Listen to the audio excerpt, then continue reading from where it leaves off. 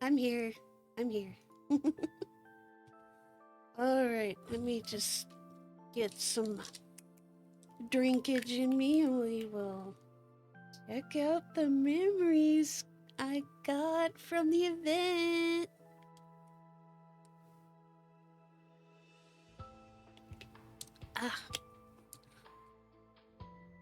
First, we gotta say hello to husbando.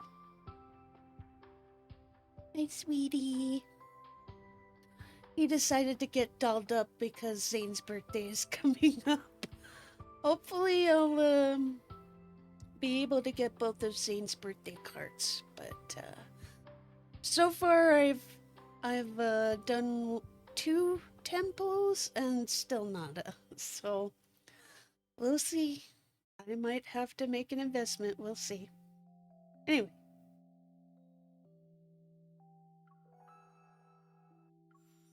So we're gonna start with Zane's card. Runaway Waves.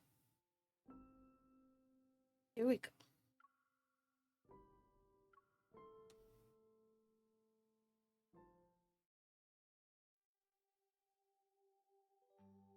Our work schedules are less hectic now, so Zane and I can finally embark on our summer getaway that's been postponed for a while. Azuri Islands is renowned as a sought-after summer escape. It's only accessible by ferry, and we were lucky enough to buy tickets for the last boat of the day. However, getting to this escape isn't as easy as it looks. Attention, please. We would like to remind all passengers that the last ferry for today has departed on schedule. There is no need to wait any further. Attention, please. We would like to remind all passengers that the last ferry for today has departed on schedule. There is no need to wait any further. Attention, please. We would like to remind all passengers that the last ferry for today has departed on schedule. There is no need to wait any further. Attention, please. We would like to remind all passengers that the last ferry for today has... I was hoping it would stop and it kept going. Standing at the terminal, I can only watch as the last ferry to Azuri Islands slowly floats into the distance. We're done for. We missed it. Departed on schedule.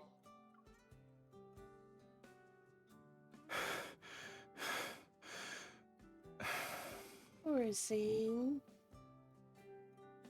I don't know whether to blame the airport bus that got held up when we were halfway there or the 5 consecutive red lights.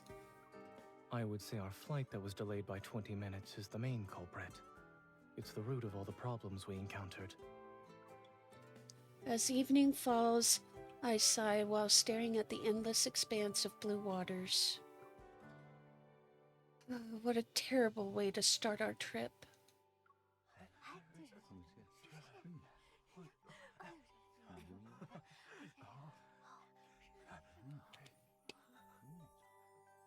Phew! Thank goodness the school chartered a boat for us, since all the ferries have departed today. If they didn't, we'd be sleeping on the streets tonight.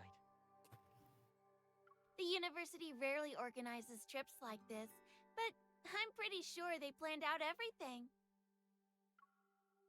A boat horn sounds faintly offshore as students file past us. They make their way up the gangplank to board. They look like students on some kind of study tour. Zane and I are the only people left on the dock.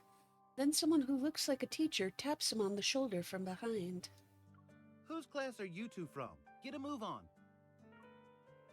Zane and I exchange glances, but just as we're about to explain ourselves, the academic advisor pushes us onto the boat. I see 2 empty seats over there. Quickly now, the boat's about to leave.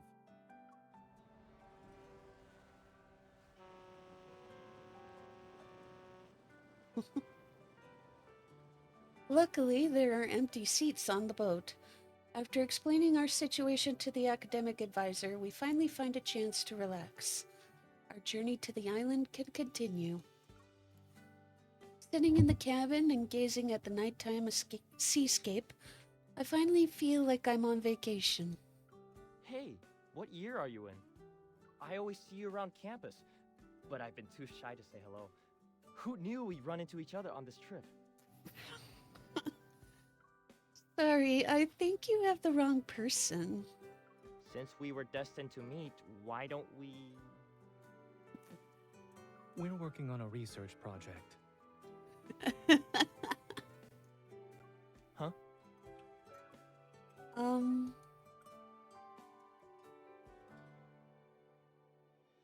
I look up at Zane, who had suddenly appeared.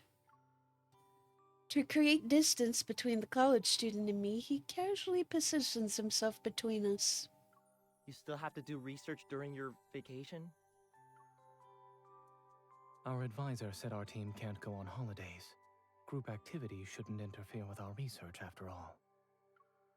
Whoever publishes a research article as the first author in a reputable journal gets 2 days off. Second authors get 1 day off.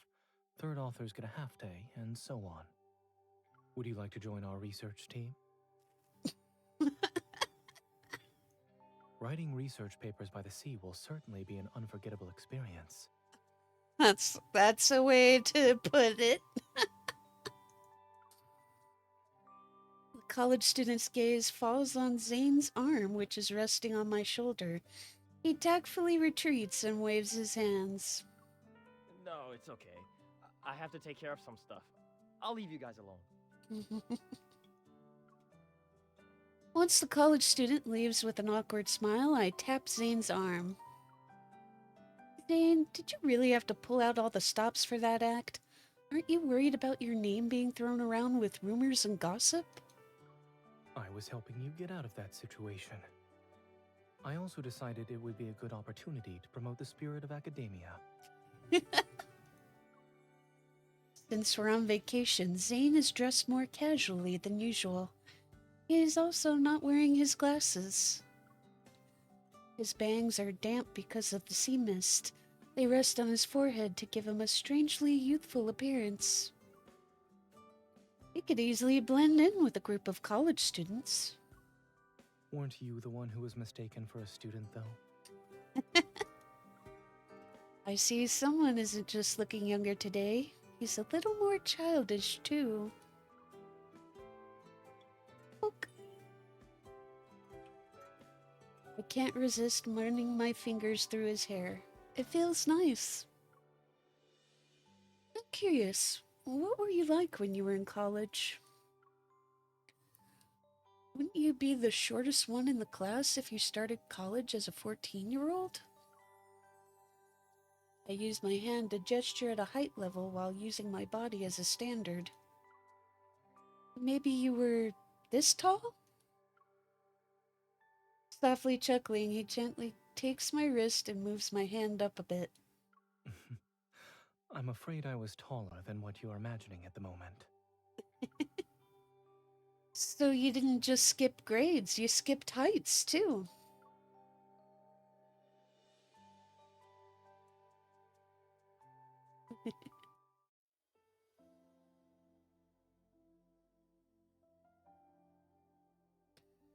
It's already midnight when the ferry arrives at Azuri Islands. We hurry to the hotel and fall asleep as soon as our heads hit the pillow. When I open my eyes again, I see the summer breeze lifting a corner of the curtain to create flickering patterns of light and shadow on the wall. I have no idea how long I've been asleep and groggily reach for the phone beside my pillow. The screen still shows the group chat between me, Grayson, and Yvonne. If there are any updates on the results, don't forget to let me know. My text still has a loading icon. It hasn't been sent. You're looking at your phone first thing in the morning? Who are you talking to? When did he wake up?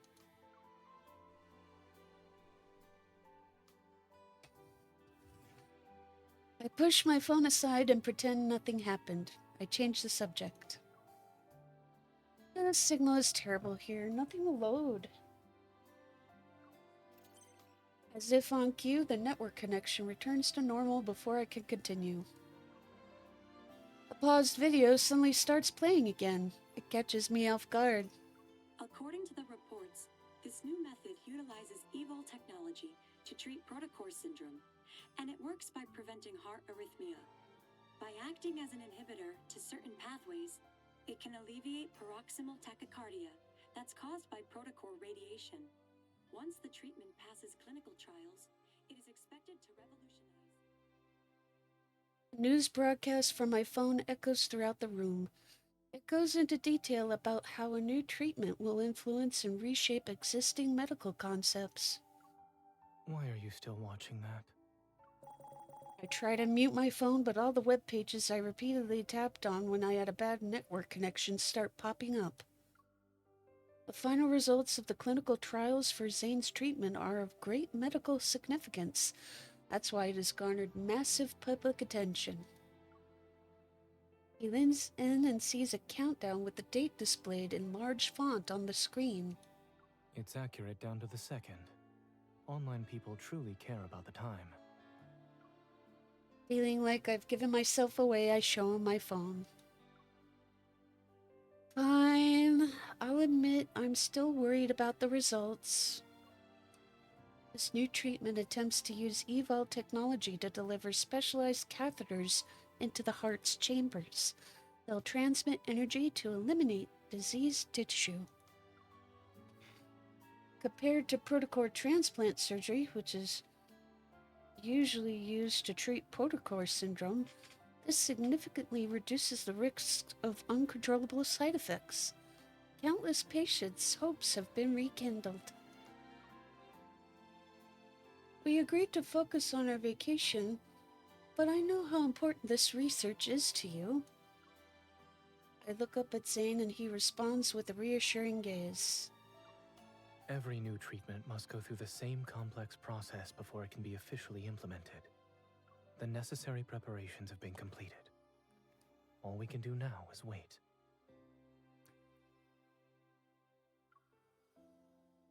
He takes the phone and turns off the screen. The results haven't been determined yet. In addition, our vacation has only just begun. If you keep worrying, you'll end up wasting your summer. He takes my hand and leads me to the floor-to-ceiling window. After he opens the curtains in one fluid motion, see the world outside is bright and dazzling. Palm leaves sway in the heat while beachgoers stroll. They pause here and there. Everything is moving at a leisurely pace. Life on the island moves slowly. No matter what happens, people aren't in a rush to do everything. Maybe it's just that tropical summers are always so long, it feels like they'll never end. Doesn't the thought of having all that time to idle make you feel more relaxed?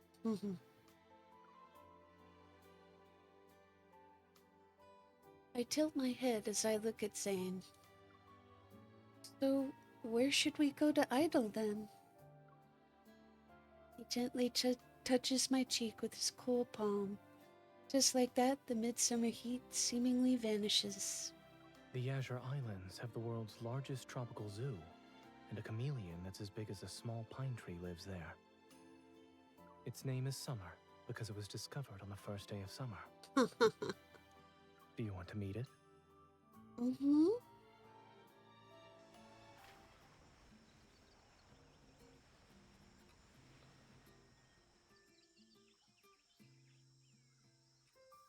At the junction where the land meets the ocean lies a rare seaside zoo. The tropical monsoon has made the air humid and our surroundings are teeming with life. Zane and I navigate through massive green foliage while waves crash against the shore. Captivated by the beautiful yellow and blue feathers of a macaw, I stop in my tracks. Watch out.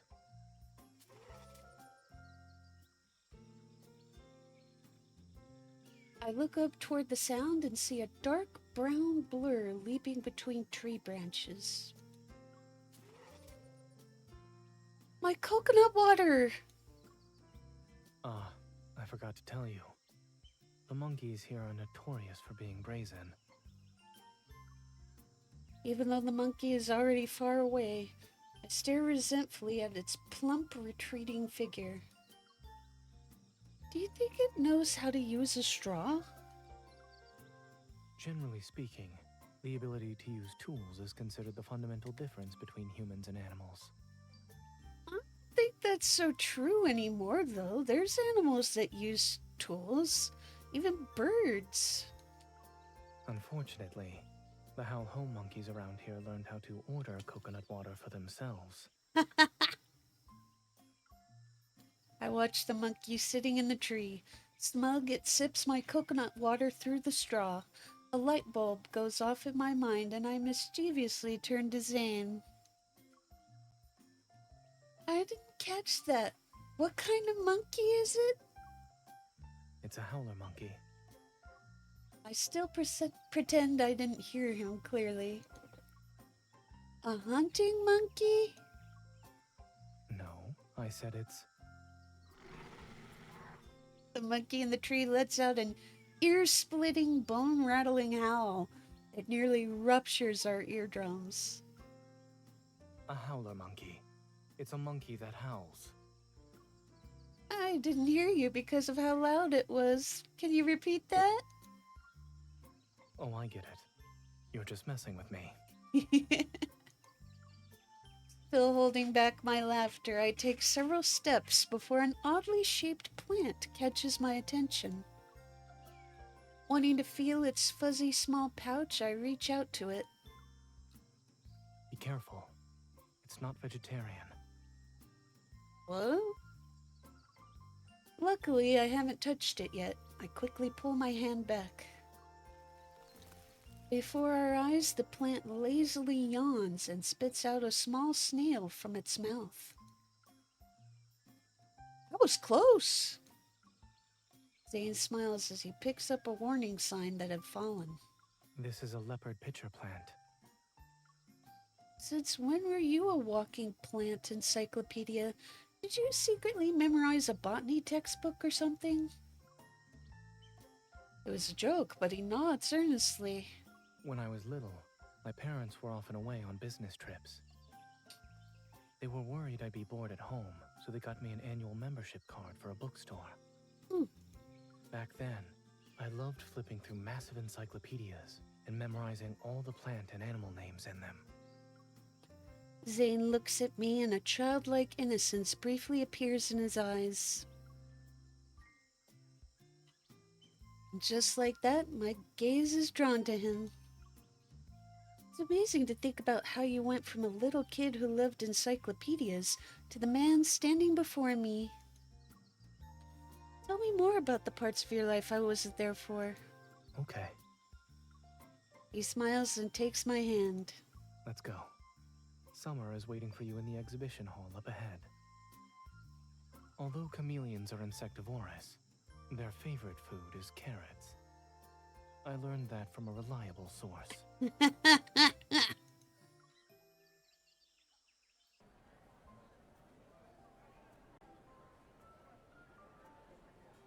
You see, it's already dusk when we leave.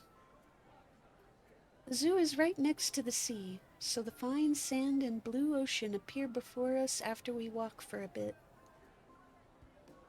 People are setting up stalls that sell goods on the beach.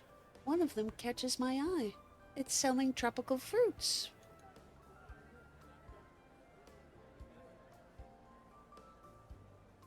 How could there be 5 or 6 varieties of guava?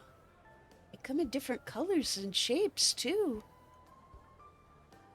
We have a lot to choose from. Dan picks up a pink guava and weighs it in his hand. Do you prefer them soft or crunchy? I didn't know guava could be crunchy. But I don't think I've had raw guava before. I've had the juice, but I don't think I've eaten the fruit. Never tried one before. Zane brings the guava close to the tip of my nose. It smells refreshing and sweet. Then today is the perfect time to try some. Guavas are a specialty of Azure Islands. Zane carefully puts the fruit into my woven bag. I grin as I watch him. Why are you smiling? How could I not? I hold up the guava in front of him and wave it. Spending our summer here is wonderful. No work, no meetings, and no worries. Feels like nothing in the world is more important than finding the perfect guava. Zane leans in and lowers his head to smell the guava in my hand. Nothing ever did. Meanwhile, I'm staring at his fluffy hair. I really want to pat his head. At that moment, familiar sounding laughter reaches my ears. It's the group of college students from yesterday.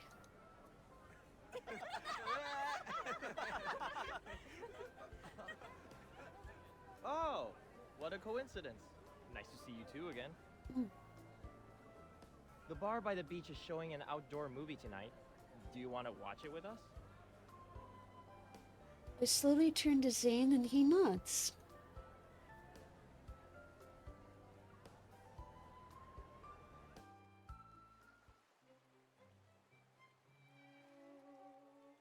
As planned, we arrive at the beach after nightfall.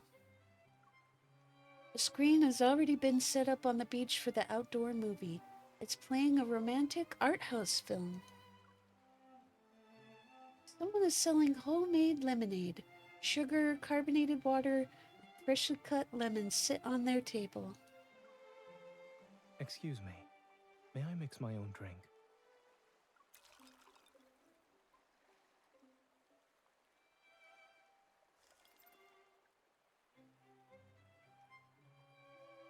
We blend into the crowd. The night breeze accompanies us as we sip the specialized soda Zane mixed by the shore. The ingredients were simple, yet the taste is surprisingly good. Time for an interview. What's your secret? He shakes his head. It's a trade secret. I can't tell you. You're so stingy. I have to keep some summer mysteries. That way, you'll always think of me. Or you could just come over and make it for me. I look at Zane. The night breeze gently blows past his hair, and the strands by his ears brush against his skin. Shouldn't I also keep some mysteries then? That way you'll think of me? As the night breeze gradually subsides, the whispers between us become clear. I brought you to this island because I was here before. I visited it while working on my PhD. Whether it was watching the sunrise by the sea, drinking a chocolate milkshake, or having my foot pinched by a tiny crab while beachcombing.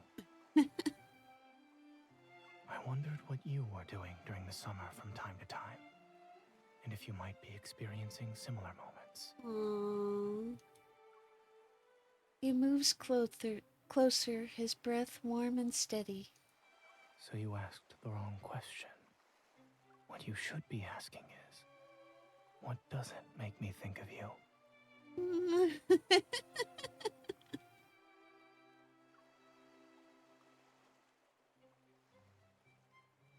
As he gently holds me in his arms, I blush. Come to think of it, we've experienced the same summer this whole time. It's just that we were in different places. I never would have guessed that you visited the beach when you were in college. I always imagined you being holed up in the library. You were studying by yourself, too. Zane clinks glasses with me. He's 50% serious and 50% playful. We both know that's a stereotype. Okay. Talented students are actually the ones who know how to have the most fun.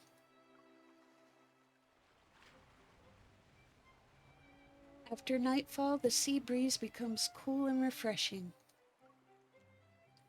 Halfway through the movie, the protagonist, now an old man, returns to a place from his past, and recalls that summer from his teenage years. Maybe his life was defined by those few glorious summers. I didn't expect them to still show the same movie. I suppose tourists always come and go, so no one bothers to change it. I nibble the straw as I sip my lemonade. Half of the ice cubes are still floating in the glass. How does the story end? Summer has passed, but summer will come again. He must patiently wait for the next glorious summer of his life. Appreciating the slightly salty sea breeze, we continue watching the movie. I glance at my phone. The image of a flashing countdown page appears in my mind, but it vanishes soon after. I wonder how he spent his summers in the past.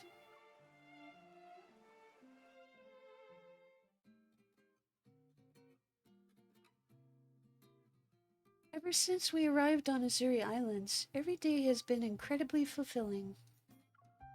According to Zane's itinerary, we went hiking the day before yesterday, cliff diving yesterday, and today we're going surfing. Before I could pull out the map provided by the hotel, he's already leading me to the equipment rental shop. While Zane is helping me select a surfboard, I notice how the store's owner is staring at him. Is something wrong? It really is you. You know, it's been a while. I had to make sure before I said anything.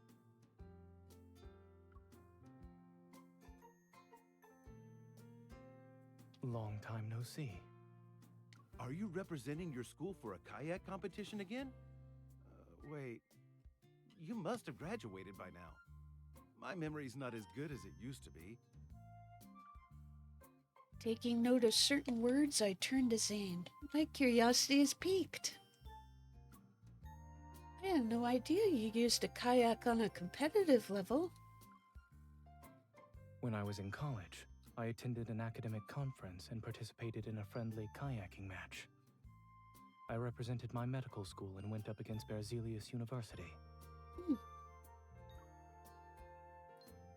Berzelius University is located in a country in the northern hemisphere.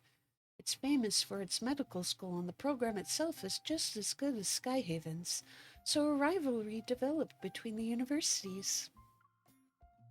I understand what he's implying and respond with a playful smile. It was an annual tradition, but more people became aware of it as the years went on. The competition between your medical schools has a history that spans 100 years. But the year you participated in was especially memorable. Seeing my interests, the rental shop's owner points to a post-competition group photo on the wall. He led Skyhaven's medical school and broke Berzelius's 10-year winning streak. In the photo, Zane stands in the middle of a jubilant group. He holds an enormous trophy and the corners of his mouth are turned upward. He's smiling. My gaze flits between the 20-year-old Zane in the photo and the Zane standing before me. It's like I'm seeing a double exposure across time. Imagining you participating in this kind of event, it's as if I saw the president of the student council show up for PE class. A well-rounded education requires development in all areas. Besides, even class presidents occasionally break the rules.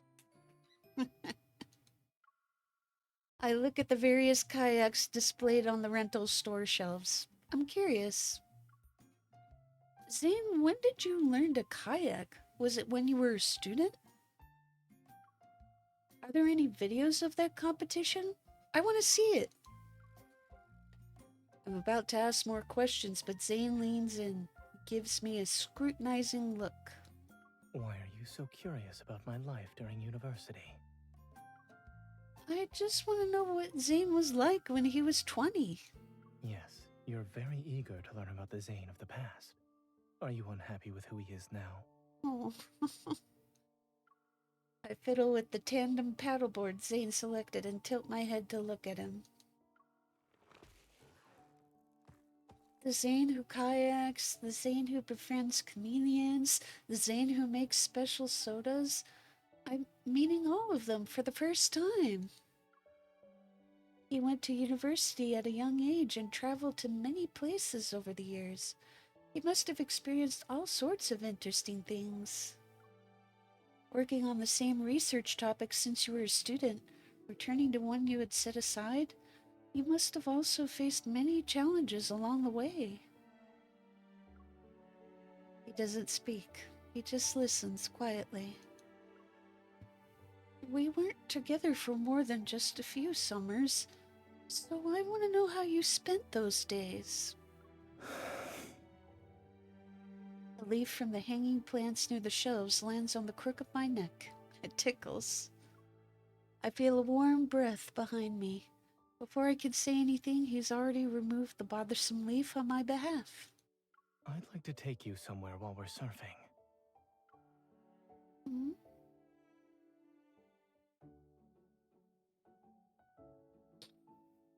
After leaving the rental shop, Zane carries the surfboard under his arm as we walk along the sandy path. So, is the place you wanted to take me to hidden behind the waves? Noticing my obvious curiosity, he purposefully doesn't answer me directly. I used to surf back then. Whenever I felt overwhelmed, I'd go out to sea for a while. What it was didn't matter. Everything simply became a drop in the ocean. Insignificant. We carry our shoes in our hands and our feet sink into the fine, light gold sand. It's hard for me to imagine that. Zane looks at me. To be more specific, I can't imagine what could have upset you so much that you'd need an intense sport like a surfing event. You've always appeared calm and in control of the situation. We're almost at the beach. The endless azure sea stretches before us as Zane turns his head. Brilliant sunlight illuminates his face.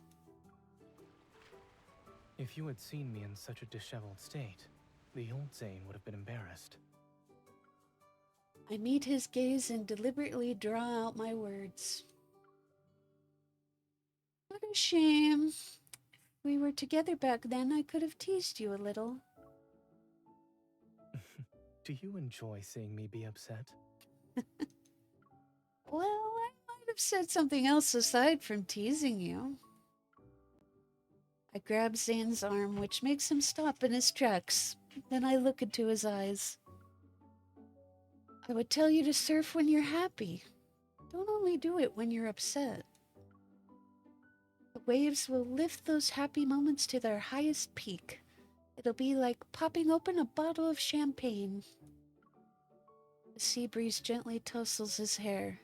On this secluded shoreline, his voice resounds with remarkable clarity. The seawater slowly rises past our ankles as I hear him chuckle. Then let's treat this as us celebrating summer today. As the waves are about to come in, he takes my hand and leads me deeper into the sea.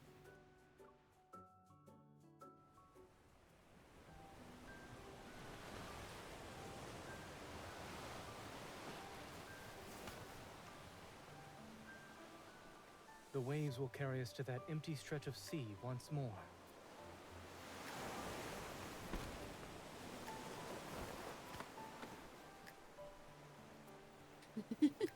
Use me if you can't find your balance.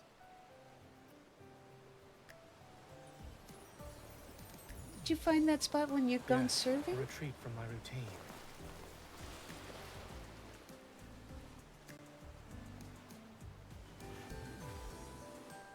The waves What? here.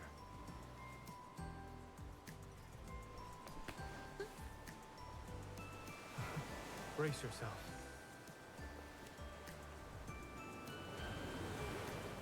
Whee!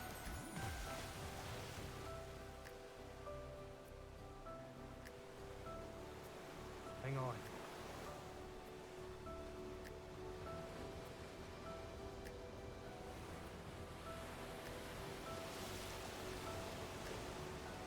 your step. Hold on.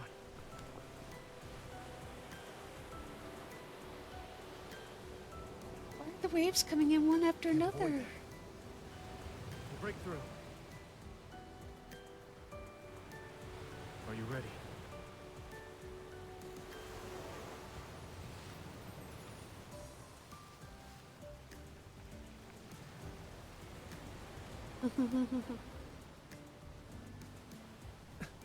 I can't see clearly. Guide me. I don't think so, hon.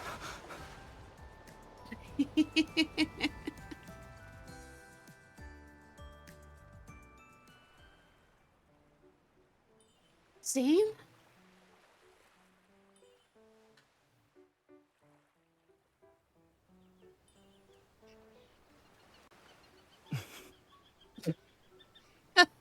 I saw that. Stop pretending. I saw you open your tired. eyes. I won't move.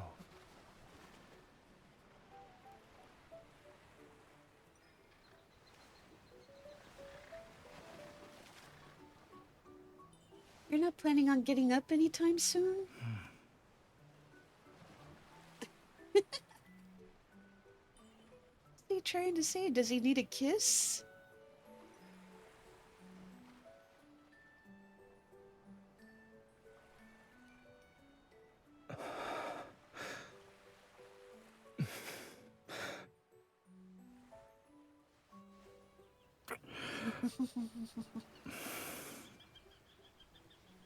What I wanted. Wasn't it obvious enough?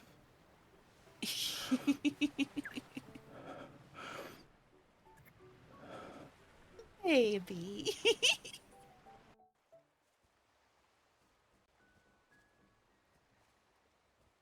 Twilight descends as the sunset's rosy glow fills the sky. As we walk along the coastline, it's clear the island is deserted. We chat as we walk. We talk about summer waves and what he experienced as a 20-year-old.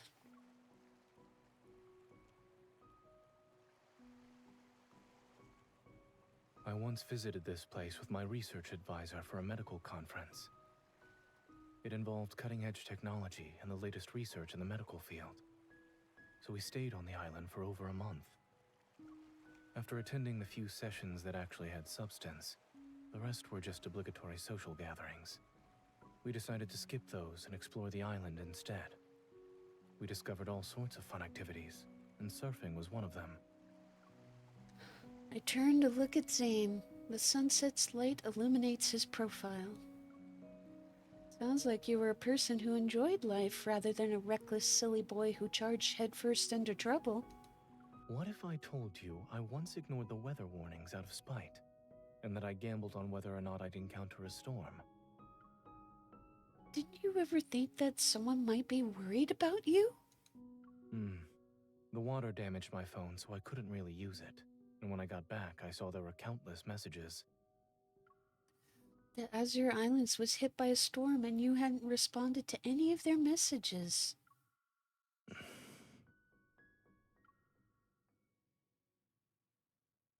give his hand a firm squeeze.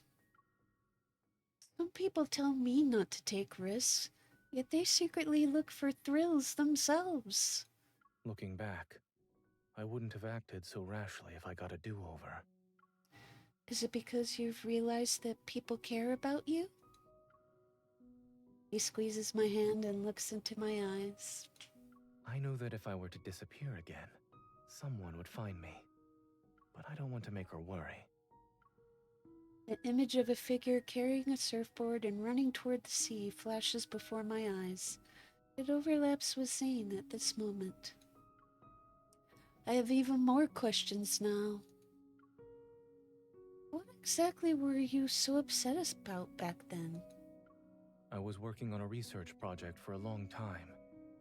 Its results were still uncertain, and it would probably fail even though the research team was close to completing everything. If the evaluation standards changed at the last minute, our work would have been for nothing. To make matters worse, extreme weather trapped me in a hotel for several days. I I desperately needed a way to blow off steam. It's almost like what's happening right now. Zane shakes his head. It's similar, yes. But I've changed since then. In the past, I felt powerless when my efforts didn't yield the expected results. However, I eventually realized that it's better to focus on the present. Walking along the deserted beach, our figures stay close to each other. He embraces me, and his warm breath dispels the night's chill. Although nothing in this world is certain, we can always hold on to the present. Besides, now I have someone who's willing to surf with me. It can't be called storming off in frustration anymore. I can say I'm wandering around the sea at least. I rest my head on his shoulder. And right now, us being here together is the one thing that's absolutely certain.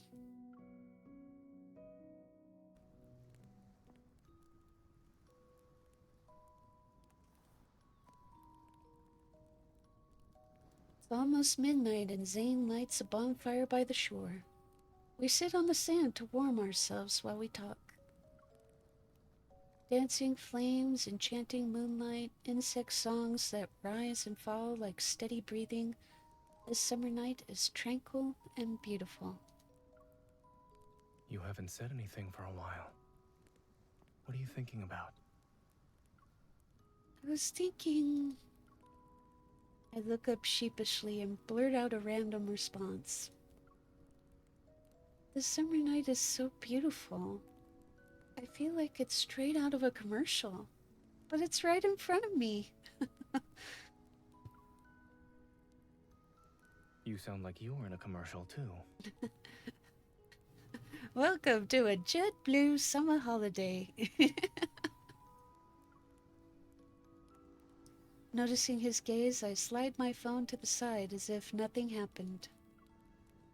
He still caught me. The week is almost over and the results will be out any moment now. I can't help but steal glances at my phone from time to time. Are you still worried? I understand that the final result isn't what matters. It's a process. I'll admit I said some profound words, yet after a moment of silence, I can't help but look at him again. However, I still hope that luck will be on your side. It's a selfish wish, I know.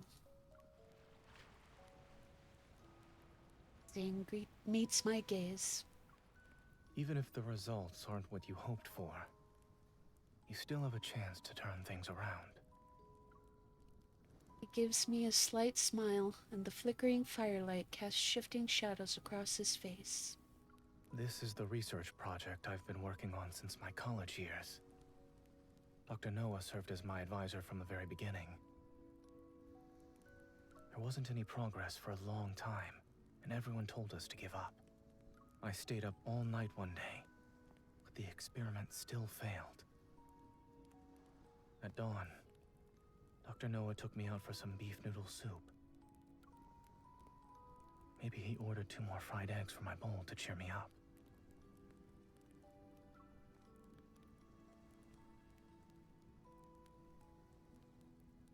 I had already guessed what he was going to say. Yet when he actually said it out loud, I was still devastated. Aww.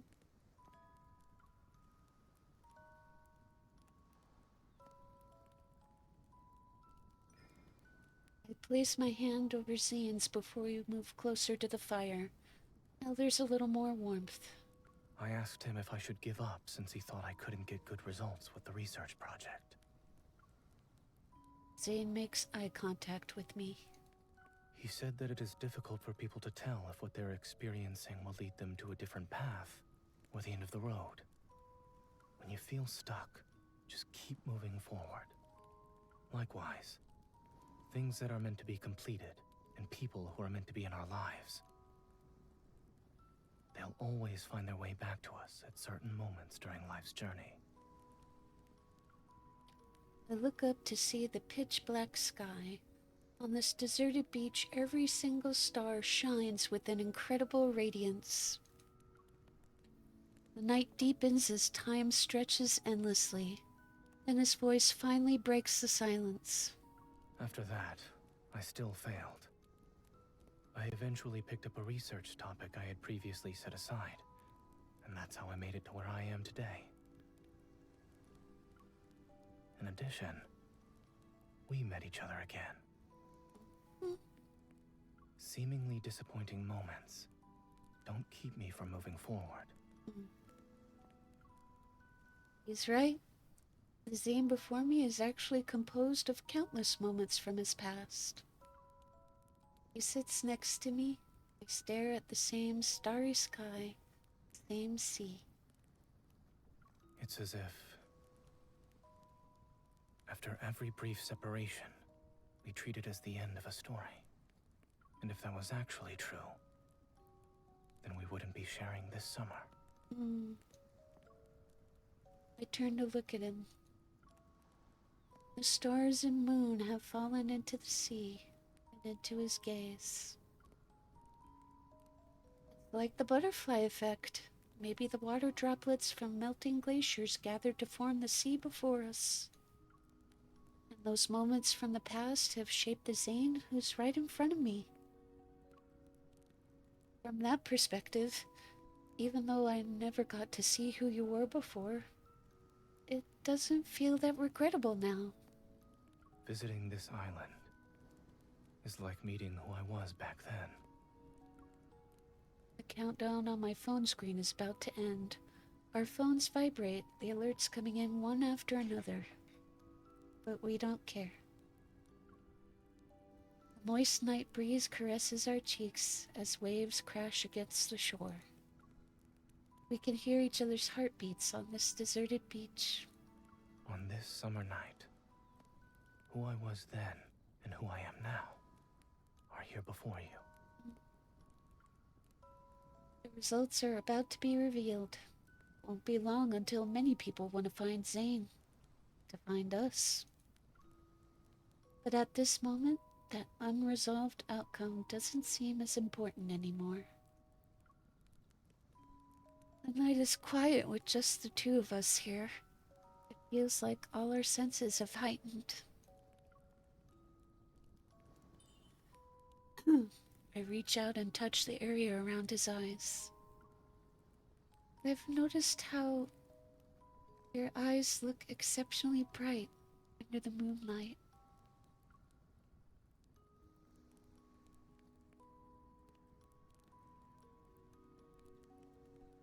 He pulls me into his arms. The top of his head brushes against my forehead as our gazes meet. I can see what I look like in your eyes. Can you see yourself in my eyes too? Bodies are almost touching, and the warmth from his fingertips hovers in the air between us. Everything on the shore and in the sea seems to ignite in response. Then everything seemingly vanishes. There's only us. We're looking into each other's eyes. You planned this, didn't you? I remember what he said the night before when the sea breeze accompanied us. Everything suddenly makes sense now. From now on, the summer night breeze, the scent of lemons, the sound of ice cubes clinking, they'll remind me of you. And I know that our summer will never end.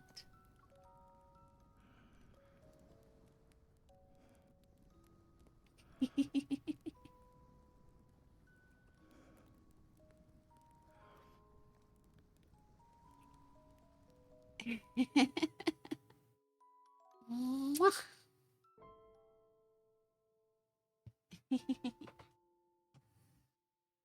All right. So, I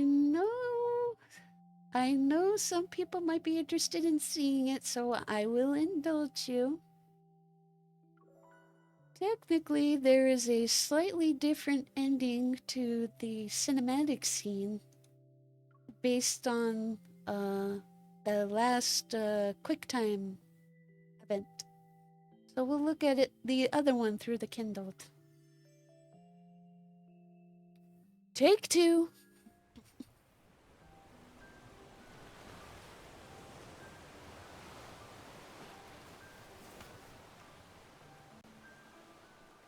The waves will carry us to that empty stretch of sea once more.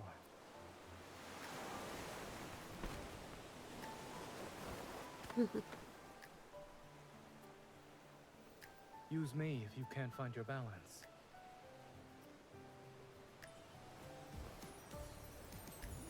Yes, a retreat from my routine.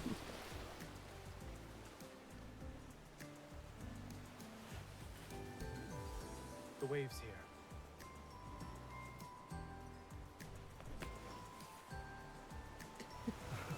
Brace yourself. I wonder how hard it is to surf with two people on a board.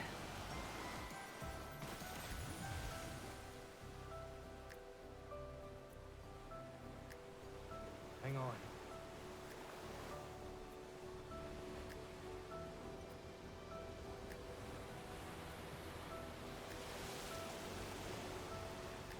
Watch your step. Hold on. This looks even more difficult to do. Can't avoid them. We'll break through. Are you ready? Mhm.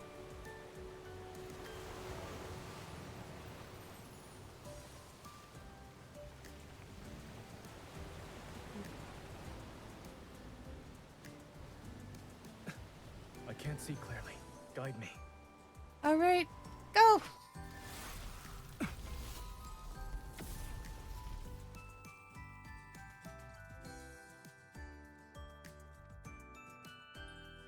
You can use your Evo like that? Practicality is what matters.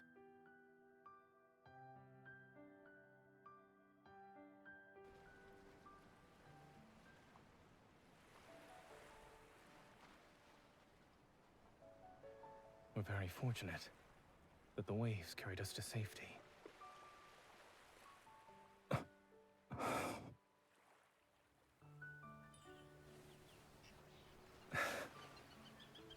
Your hand is the minimum requirement for safety, huh?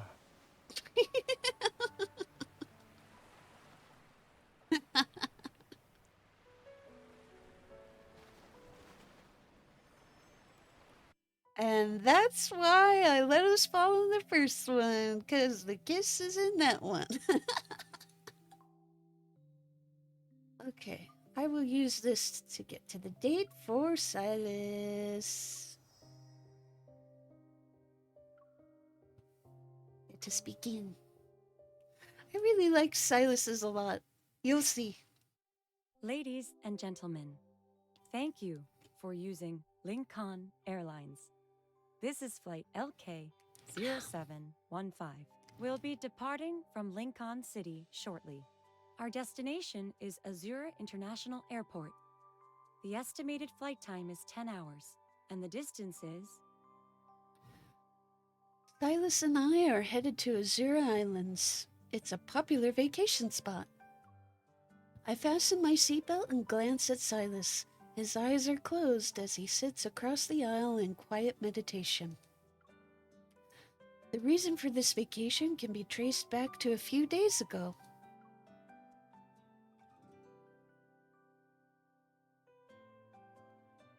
The sweltering summer heat had arrived in Lincoln City.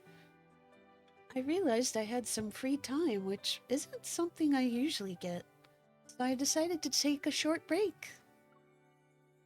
Upon learning I was on leave, a certain Mr. Silas kept asking me to meet up so we could hang out during my break.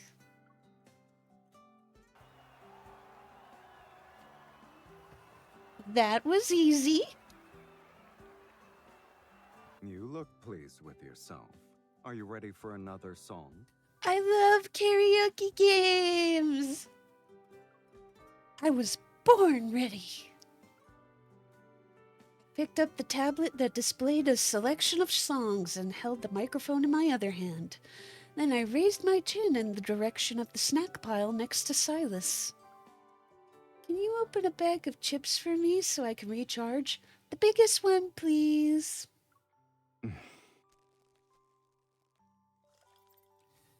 I emptied the whole bag into a snack bowl, and sitting among the golden chips was a raffle ticket that had tumbled out. Silas picked up the brightly colored ticket. It looked like he was about to toss it into the trash bin. Wait, you're not going to scratch it to see if you won? You're being rude to Lady Luck. Who? Is this someone you know, kitten? Yeah, she whispers 3-word phrases to me. Let me guess. Thanks for participating. More like, please try again.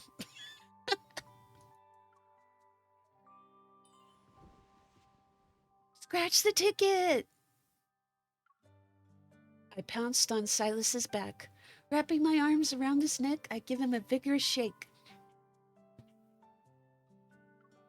He grabbed my wrist with one hand and scratched the raffle ticket with the other. What did you get? Congratulations. You've won the grand prize. Ignite your summer with a luxurious summer getaway for your honeymoon.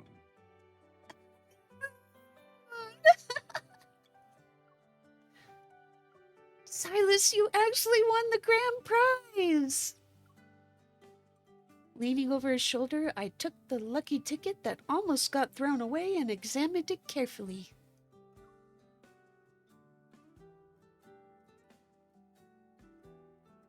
It looks real. I thought you'd say it was a scam that made its way to Anakinus. So we can... I realized that summer on an island meant being exposed to intense sunlight.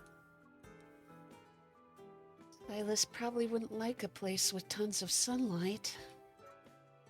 Since neither of us is particularly chummy with Lady Luck, staying in the N109 zone for the summer wouldn't be too bad. You're worried about me? Mm-hmm. Is it that obvious? I don't care who's in charge of luck. But going to the beach for a vacation isn't too bad. I slid off Silas's back, settled down on the sofa, and mimicked his tone from earlier. Oh, you're saying you won't miss this chance to cozy up to Lady Luck? Don't play dumb. You think she's the one I want to get close to? Silas stood up and pressed the ticket against my forehead. A luxurious summer getaway for a honeymoon. A honeymoon usually involves 2 people. Last time I checked. I would hope so.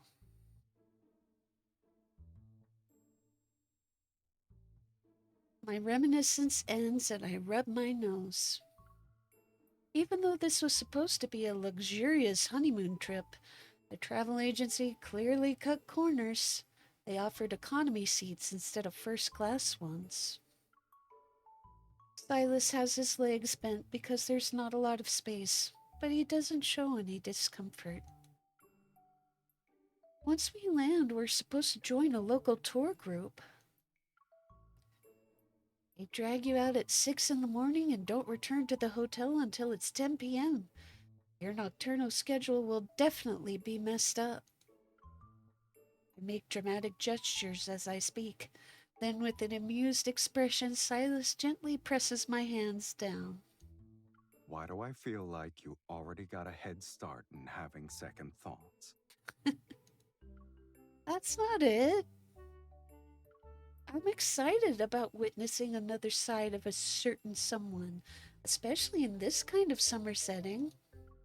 I'm not too concerned about what we'll be doing. New experiences are always fun.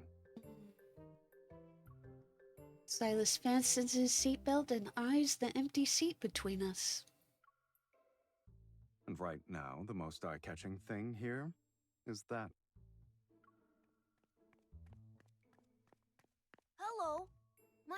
is between you two?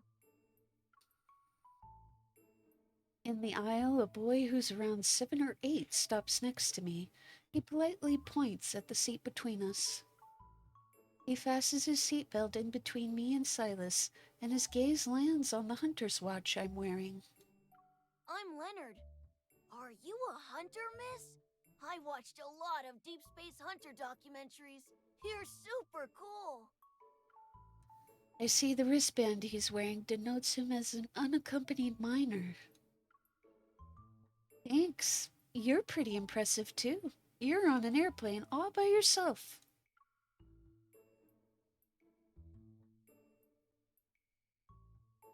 The plane reaches cruising altitude, and Leonard quickly warms up to me.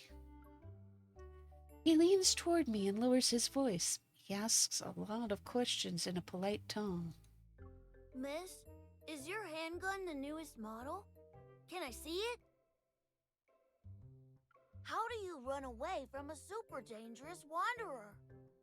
I heard the hunter exam is really, really hard. What score did you get? Have you ever failed a section before?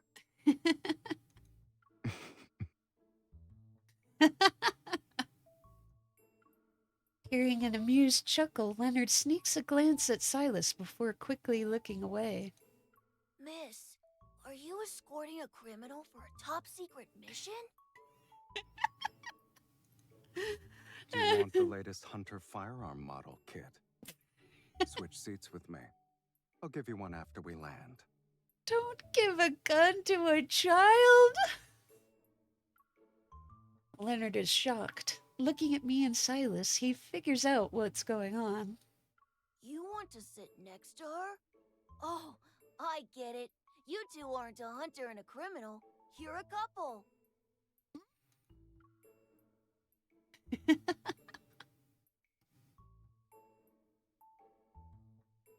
Blue sky outside turns dark and I drift off. When I wake up, I see Silas is flipping through a magazine. He's sitting in Leonard's seat. Where's Leonard? I threw him off the plane while you were asleep. I tap Silas's thigh to playfully reproach him, but he just turns another page. He got a better seat.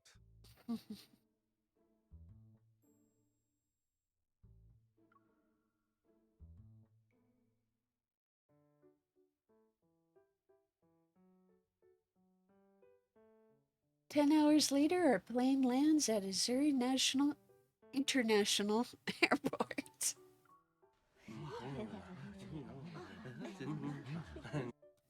Tall palm trees line the roadside. The air is thick and humid. The heat is stifling, and tourists wearing light clothing are everywhere. Everything around us has that unmistakable summer vacation aesthetic. But the harsh sunshine is too much for Silas.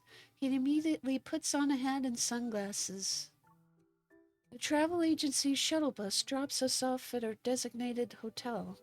Sitting on my suitcase, I skim the itinerary we got during the ride. Diving for treasure at shipwrecks, climbing coconut trees, grass skirt weaving class, watching lionfish hunts. These activities are unique. I don't think any of that really suits a honeymoon.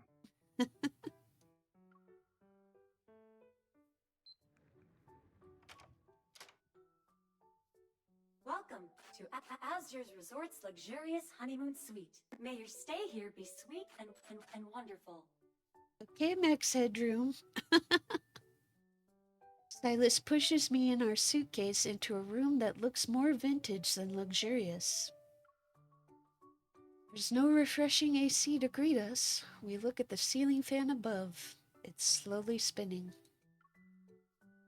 I'm pretty sure the agency said this was a 5-star hotel.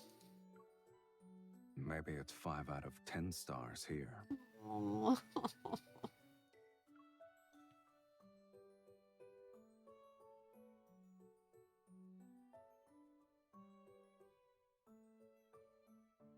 Silas removes his sunglasses and hat as he walks into the bedroom. Two dolphin towel animals are touching noses on the bed.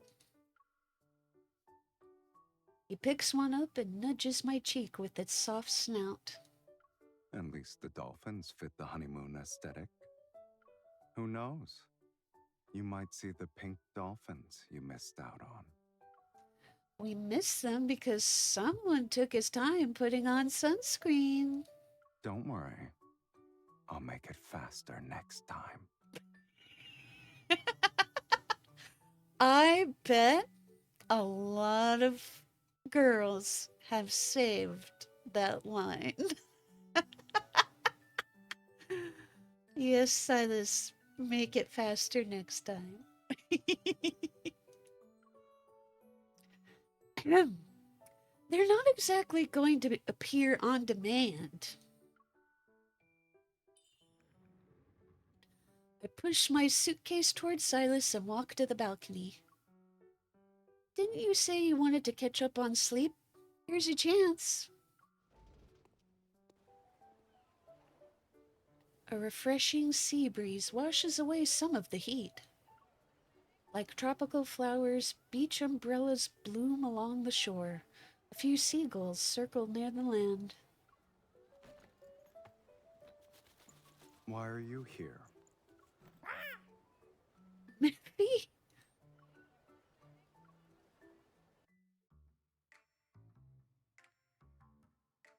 I hurry back inside and see Silas lifting a stiff Mephisto out of the suitcase. Uh-huh. Don't sneak inside the suitcase and pretend to be a toy next time.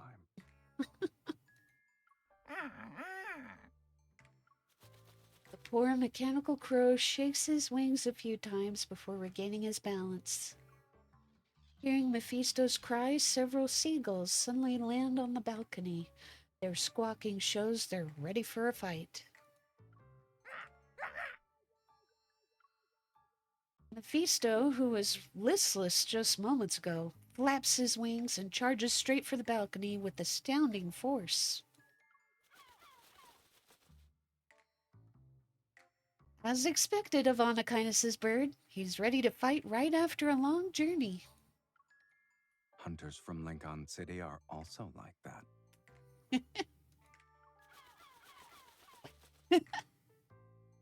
The birds on the balcony grow increasingly agitated, and the seagulls unfurl their wings to brawl with Mephisto. Mephisto, don't let them beat you up! We've got a long day tomorrow. Conserve your energy, kitten. A black-red mist engulfs the seagulls and sweeps them off the balcony. Mephisto immediately gives chase. The birds clump together in a noisy flurry as they fly away. I didn't think our boss man would involve himself in a minor skirmish. I don't always stand around and look pretty while you fight wanderers.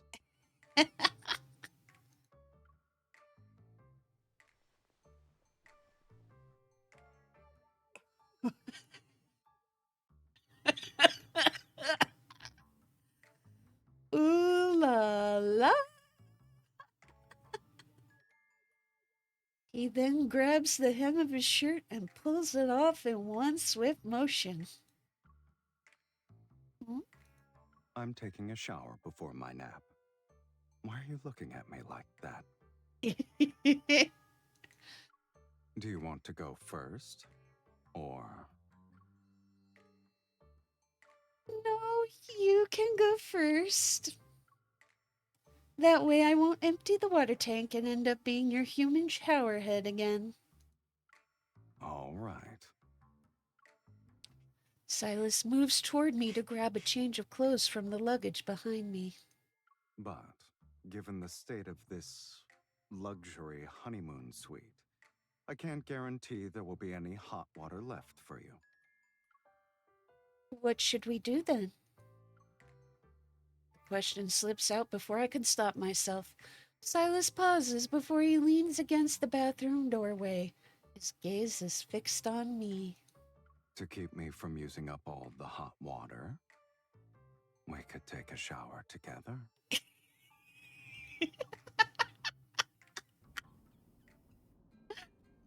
Oh my god.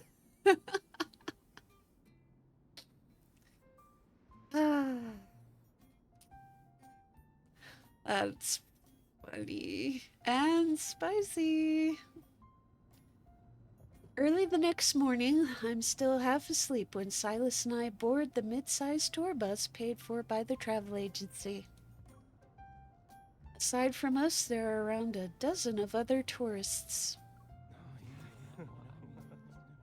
Good morning, everyone! I'll be your Azure Islands tour guide for the next few days.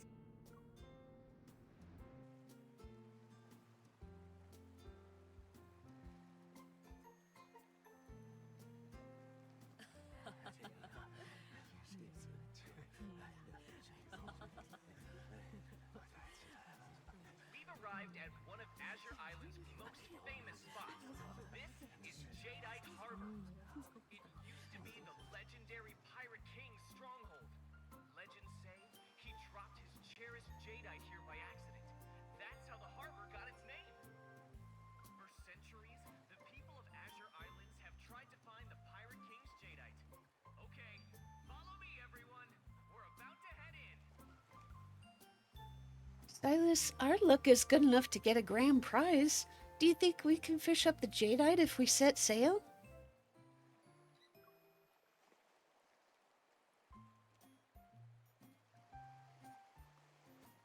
I don't get a response. I turn to see Silas is already standing in the shade under a souvenir shop's awning. Just as I thought, he's still not used to the intense sunlight.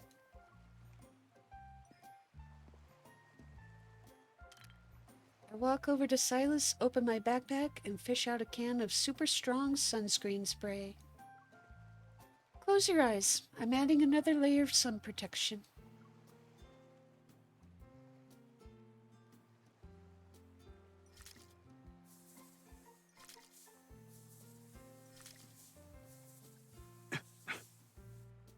I also brought...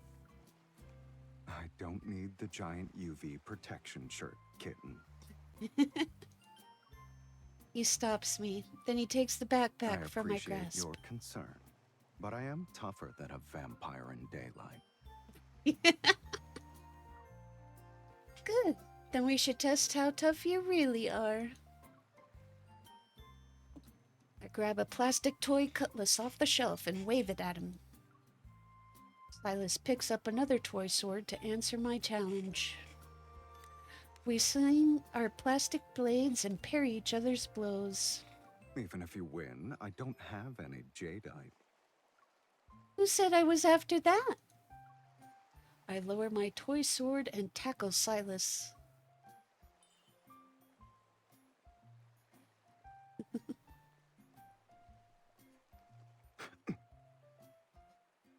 Give up. You're mine. His arm around my waist tightens. So it's me you're after.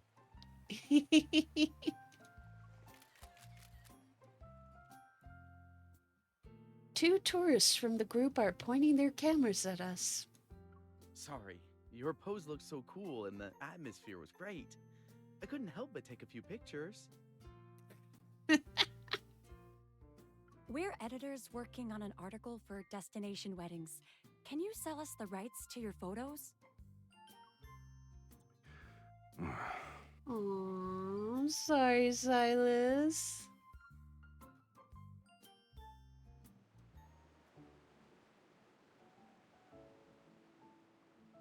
Ooh, pretty. Azure Island's rainbow waterfall is hidden in a dense forest at the edge of the island. True to its name, a rainbow arches through the mist in front of a massive waterfall. This is Azure Island's famous Rainbow Waterfall. Legend has it, there's a cave behind the water. It's home to the island's deity. If you toss a coin and it lands in the deity's cave behind the Rainbow Waterfall, you'll earn their blessing. I have coins for anyone who wants one. Today's exchange rate is Seriously? I'll throw one. Oh, I hope the island deity helps me get rich. I think the island deity and the tour guide are the ones getting rich here. Mm-hmm.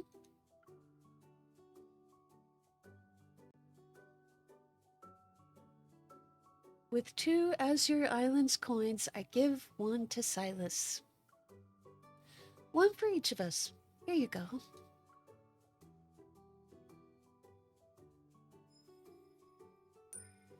The coin arcs through the air and vanishes behind the rainbow waterfall. Taking a deep breath, I cup my hands around my mouth. Island deity, bless me. I want to date an Anakitis' man.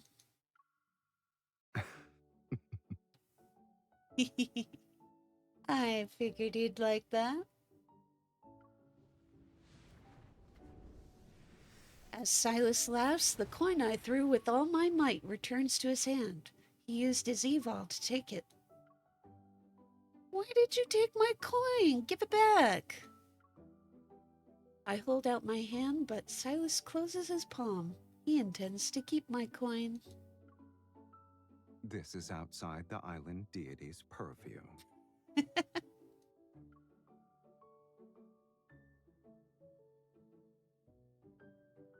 He puts his coin in my hand and speaks gently. For this kind of wish, shouldn't we be blessing each other? Aww. Yeah, I saw that. She has a good arm. She threw her coin and it went over there. Could you two throw our coins for us, please? Does it work that way? Oh, I'm sorry, Silas.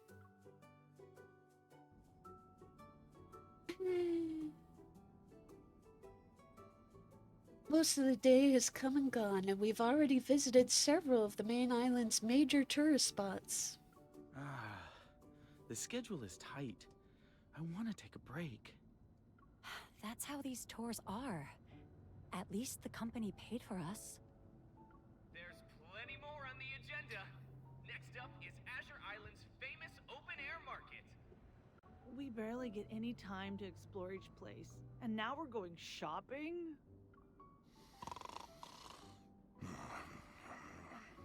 Hey, you can't just nod off right now.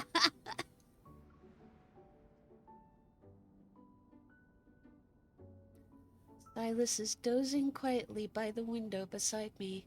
His hat's brim is pulled down to cover his face. Hiding my yawn, I nudge Silas. Silas, I have an idea. I was thinking the same thing. I haven't even told you what it is yet. A soft chuckle drifts out from under his hat. Remember to sign the independent travel waiver for the travel agency later. Now then, move a little closer. He shifts his position. At an angle, he rests his head against my shoulder. You boasted about being tough at Jadeite Harbor. I thought you'd be able to deal with this kind of schedule. The schedule isn't the problem here. I was under the impression that my size were obvious every time someone bothered us. Aww.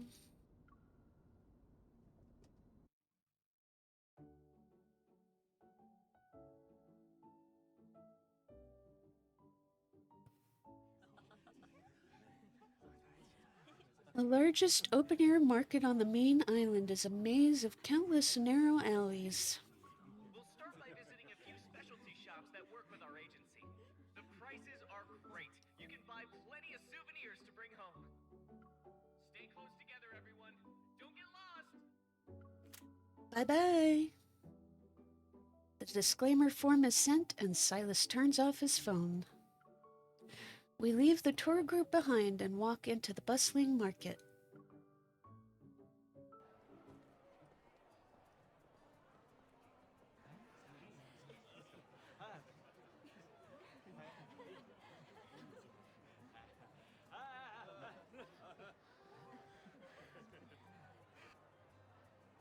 People stand shoulder to shoulder, and the air is filled with the sense of food and spices. Occasionally, a salty sea breeze blows by us. Vendors wearing bright smiles stand by the entrance of their shops. They try to sell their wares with enthusiasm. You're a beauty, miss. This color will bring out your natural charm. The owner of a small clothing shop shows a brightly colored camp shirt into my hands. You can get 2 of these at 1% discount. No, 2%. We accept credit cards too.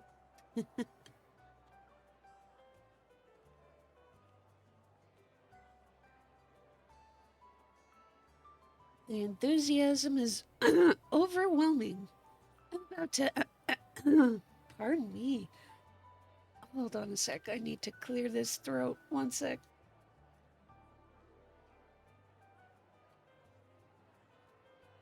Okay, all better. I'm about to ask Silas for help, but he's happily browsing the racks instead. What are your thoughts on this one? The pattern's origins can be traced back to the oldest tribe on Azure Island. If you both wear one, the designs lines up so that the 2 dolphins kiss. Isn't it sweet? Silas walks over to the mirror and slips on the gaudy, flamboyant cap shirt.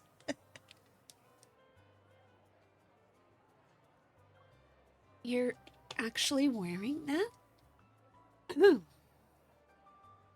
Are you afraid you won't look hot in one?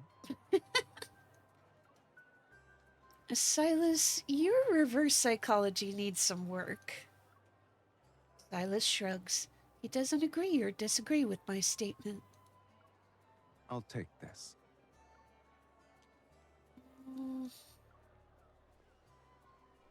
I'm quiet for 10 seconds, then I grab the other kissing dolphin shirt from the hanger and head to the fitting room. I'll also buy a kissing dolphin shirt. My reverse psychology isn't the best, but it still worked. Put it on his credit card.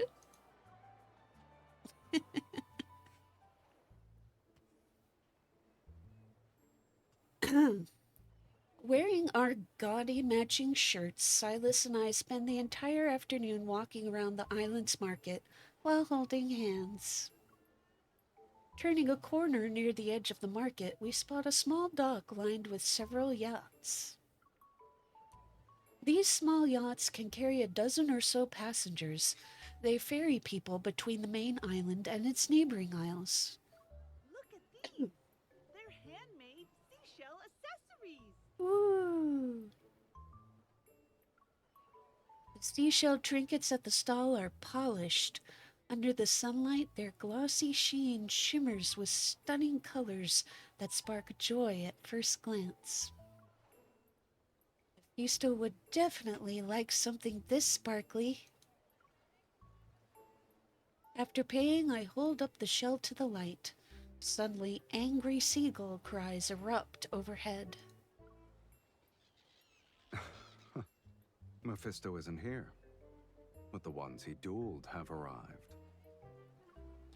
A sudden flash of white feathers catches my eye. The seashell is gone a second later. It was snatched away by a seagull. You thief! Give it back! The mischievous seagull circles overhead, proudly shows off its trophy. Several more flap their wings. They swoop down on Silas and me with intimidating force. Damn it, these seagulls just won't stop. Seagulls can hold grudges like crows. I never thought we'd be starring in a revenge drama on our Surrey Islands. Silas calmly points to a ferry boat nearby that's about to depart. Do you mind if we reprise our roles as fugitives on the run?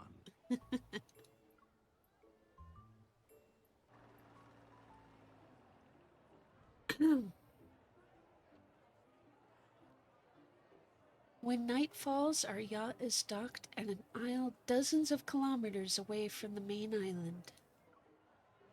A middle-aged man greets us enthusiastically when we arrive. His shirt has a pattern of a dolphin leaping out from the sea. Welcome to the village of the Astroleka Newsbaru tribe. This is the oldest village in the Azure Islands. Astra what? This is the village of the Astrolakanus Baro tribe. Yes. We're the locals on Azure Islands. We usually get a lot of visitors. Please, enjoy this welcome drink. The paper cups for the welcome drinks also have a dolphin motif. I wasn't expecting anyone to arrive this late. I'll have to check and see if we still have any guest rooms available. The Dolphin Festival's about to start in the plaza over there. Why don't you have some fun while you wait?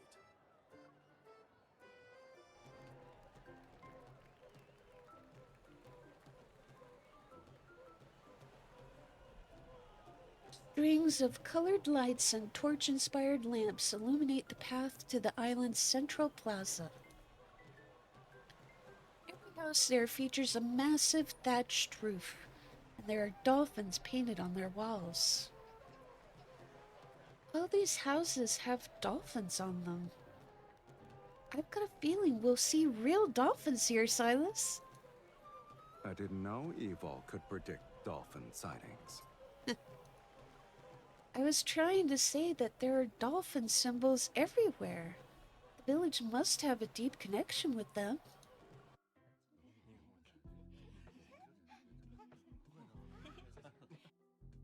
In the plaza, the friendly locals paint a colorful dolphin on the back of my hand and Silas's. I take this chance to ask the villagers about the dolphins. Our ancestors once got lost at sea in the summer. They only made it home thanks to the dolphins acting as their guides. The dolphin is a sacred animal to us. It's a symbol of good fortune. So every year we hold the Dolphin Festival for several days to honor them. Come on, just copy what I'm doing.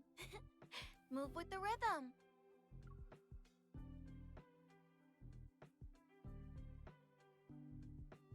Before long, everyone is singing and dancing around a huge bonfire. Silas and I get swept up into the crowd. They said this tune mimics the calls dolphins make during courtship. If you turn around and find your lover behind you once the music stops, it means you've received the dolphin's blessing. What if you turn around and it's the wrong person? That means you are destined to meet, but not be together. Aww.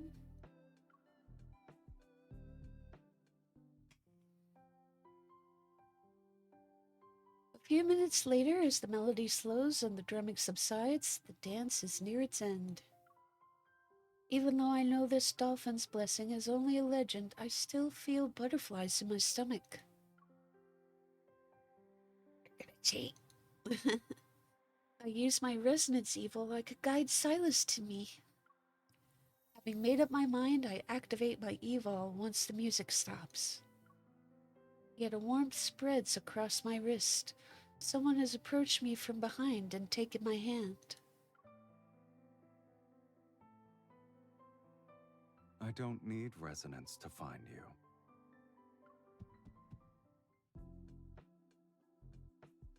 May the divine dolphins forever bless those who passionately dance and sing. And now, please welcome the previous champion from last year's Dolphin Festival, Chief Leonard! He'll be choosing who gets to sing for our sacred dolphins. Huh? It really is a small world in Azure Islands. There's our young chief. He studies abroad, but he returns every year for the festival. On stage is Leonard. Dressed in traditional Azure Islands attire, he quickly spots us. His eyes light up, grabbing the mic, he makes a challenging gesture towards Silas. Come on, sing us something! Sing your hearts out. The dolphins will bless you.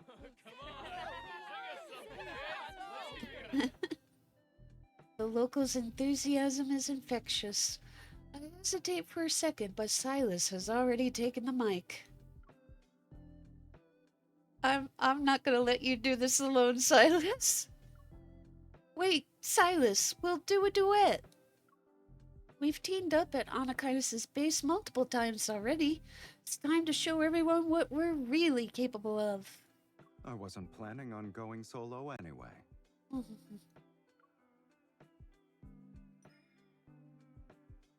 Silas pulls me away from the crowd. We're doing this together. And we'll show everyone what it means to be on Anakinos' level.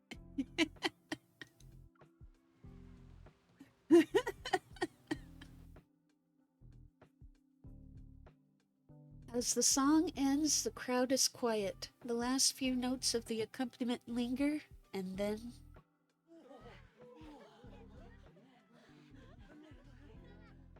I haven't heard such a beautiful singing voice in ages.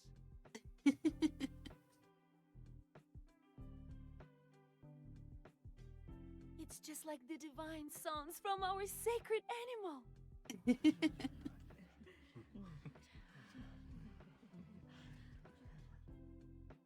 The locals here have good taste in music. I guess we met our kindred spirits in a foreign land.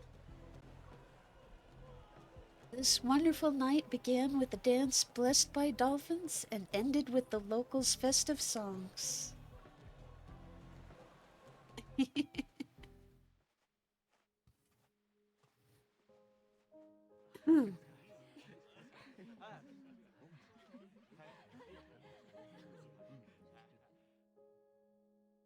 One afternoon, Silas and I are buying gear at the village. We want to head out to see the dolphins. I'm holding the 3 balloons we got as freebies, and my other hand is being tightly held by Silas. The streets are teeming with energy.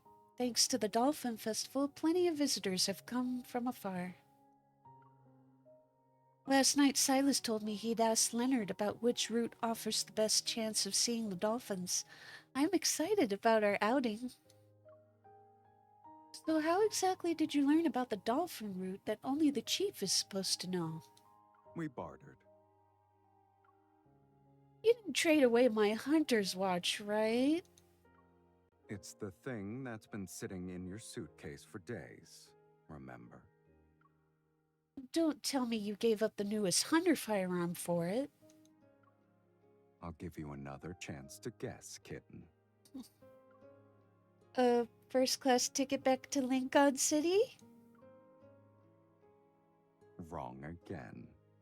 I traded away all the volumes of the Wanderer Encyclopedia.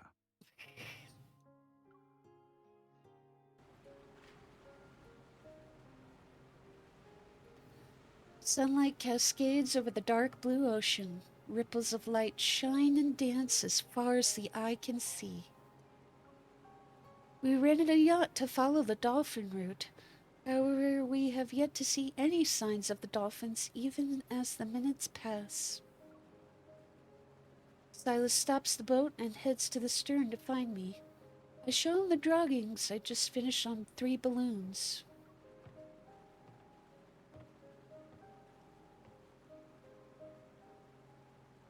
Look, the whole gang's here. Not bad. I hate to ruin your good mood, but aren't you worried we won't see the dolphins today? Can't exactly use our resonance to summon them, right? They don't need to come to us. We'll get on a jet ski and go to them. Silas takes the balloons from my hand and ties them onto the jet ski near the stern. Then he pushes it into the water. That cake, though.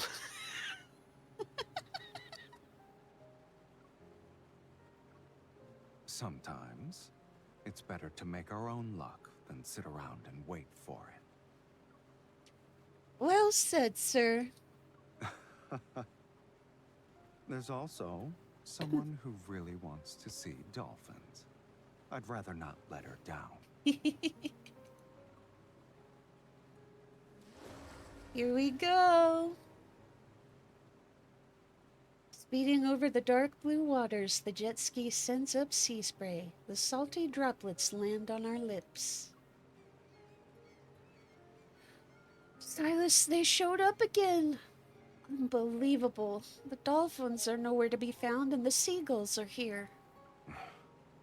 Persistent, aren't they? Before we can react, they dive at the balloons tied to the jet ski. They're after our balloons this time. Hold on tight. Okay.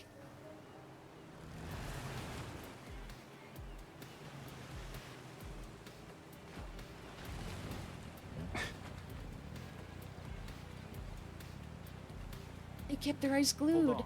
I'm pushing the throttle.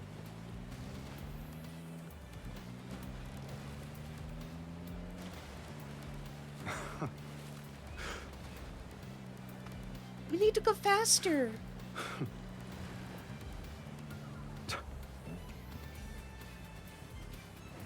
You can't even sit still. What's wrong? Left, no! Seagulls are staying in your blind spot. And you're not acting as my eyes right now. Go further right. You really have a unique way of bossing people around. Scared of falling? Don't let go.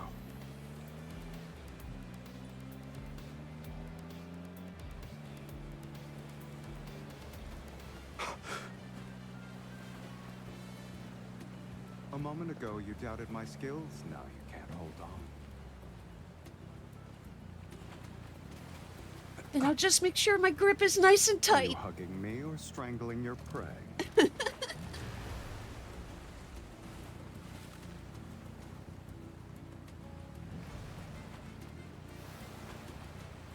Good. We finally got away from those sea gangsters. And I hope the balloons are okay. Mwah.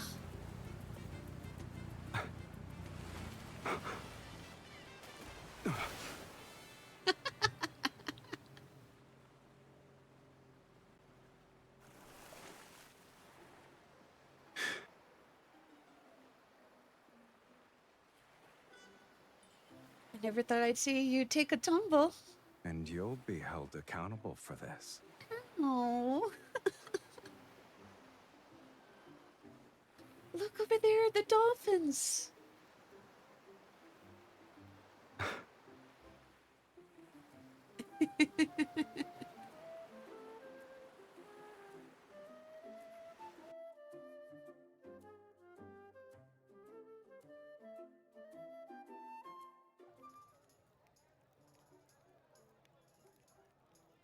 By the time we return to the island, dusk has descended. The dolphins stay close to shore for a while before swimming away. The appearance of those sacred creatures invigorates the night's festivities.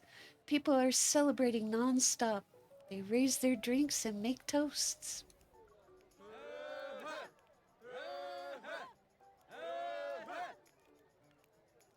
When Silas and I leave the plaza, the moon is already above the sea.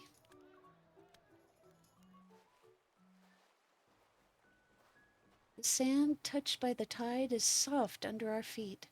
Silas follows behind me, stepping into my footprints as he goes.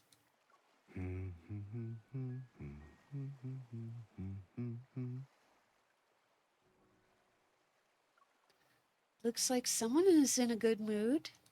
You're pretty happy yourself?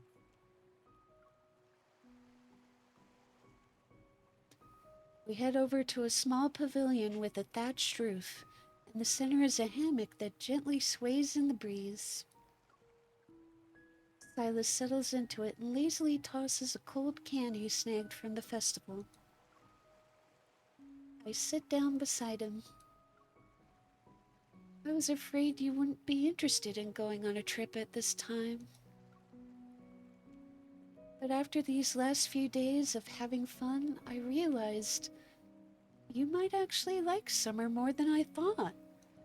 I really want to look into that head of yours and see how many thoughts race through it in a second. Silas suddenly pulls me closer and the hammock swings back and forth. The shifting lights make me slightly dizzy. I love what you love. That's another keeper line. I don't know what you're talking about. You're playing dumb again. He gently pulls my cheek. Those plane seats were small, but you dozed off just fine with your head on my shoulder. The hotel's hot water was actually lukewarm, but the towel dolphins were cute. The sunlight was brutal, but someone thought ahead. She brought super strong sunscreen spray, a giant parasol, and oversized sun protection clothing. You're a big man. I wasn't sure of your size. I bet you had other stuff hidden in that bag. You don't have to say it out loud. It was a packed itinerary and the antithesis of my usual schedule. Whenever we got a second of alone time, someone popped in. He pauses for a moment. But now, it's just us. I like it. I really do.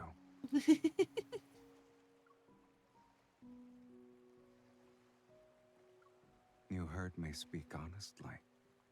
Why aren't you saying anything? You enjoyed it too. Am I wrong? You already know the answer to that. He doesn't pry, but I realize I'm blushing. I take the can from him to change the subject. You've been talking for a while. It's time to drink some water. How very thoughtful of you. Foam rushes out and I'm about to toss the tab into the trash can. You're not even going to look at it? You're practically committing sacrilege against Lady Luck, kitten. He plucks the tab from my hand. Oh? You won something. Huh? I grab Silas's hand to inspect the tiny print more closely. You liar! It says thanks for participating. I know. His gaze possesses genuine warmth. Even though the waves rise and fall, I can hear him. Thank you for being part of my summer.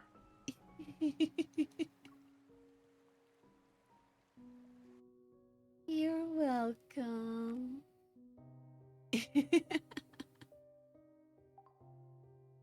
All right. Oh, oops, forgot. Let's see the other end to the cinematic.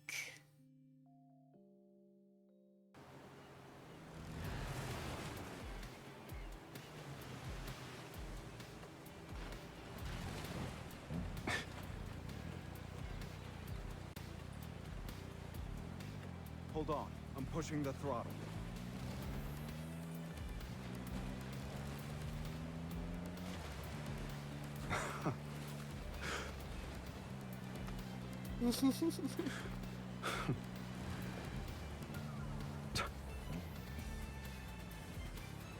You can't even sit still. What's wrong?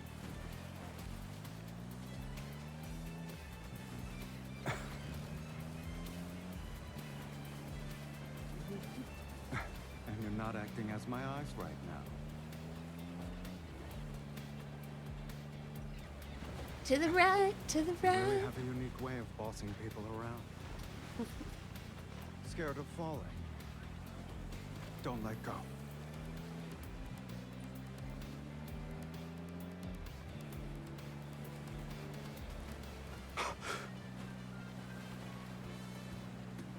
A moment ago, you doubted my skills.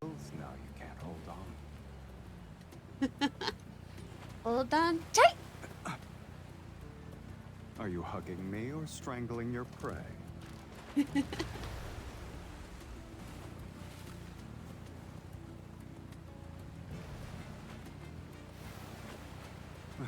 We finally got away from those sea gangsters. Mm-hmm.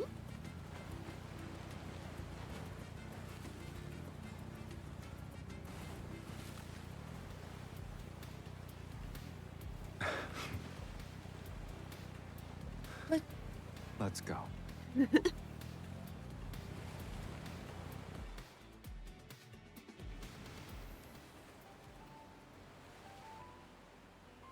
Why are you slowing down all of a sudden? I should let you finish what you started earlier.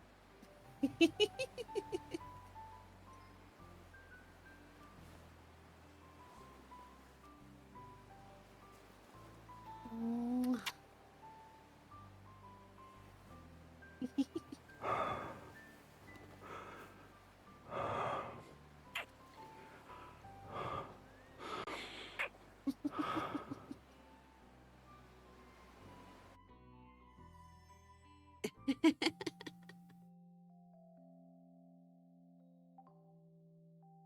So technically there's a kiss in both, but there's more steamy kissing if you miss that last quick time event.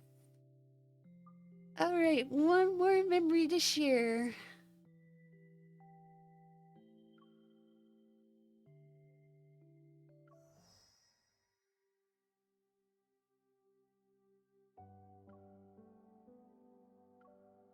My husbando.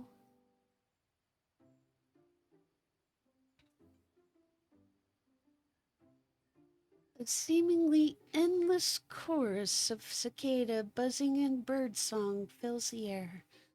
Surrounded by every kind of travel brochure, Raphael and I are sitting on the carpet.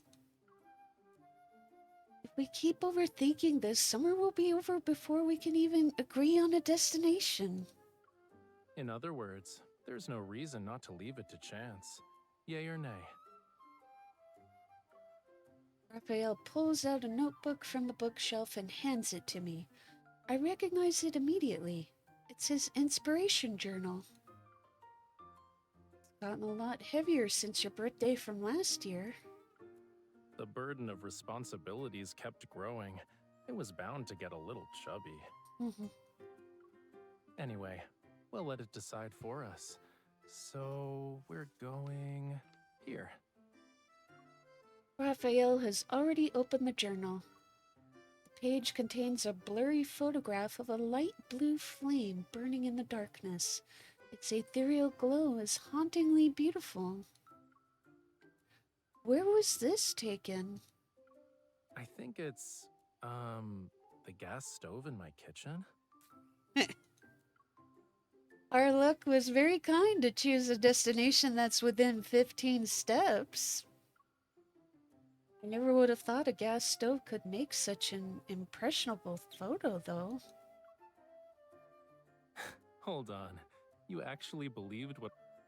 Oh, sorry. I accidentally clicked on the phone. Hold on. You actually believed what I said? He takes the journal from my hands and points to a small line of text at the bottom of the photograph. Azure Islands, Dorania's volcano. I visited this place for artistic inspiration 2 years ago. I saw a brochure while walking around Azure Islands back then. My schedule was too packed, though, so I never got to see the blue flame in the photo.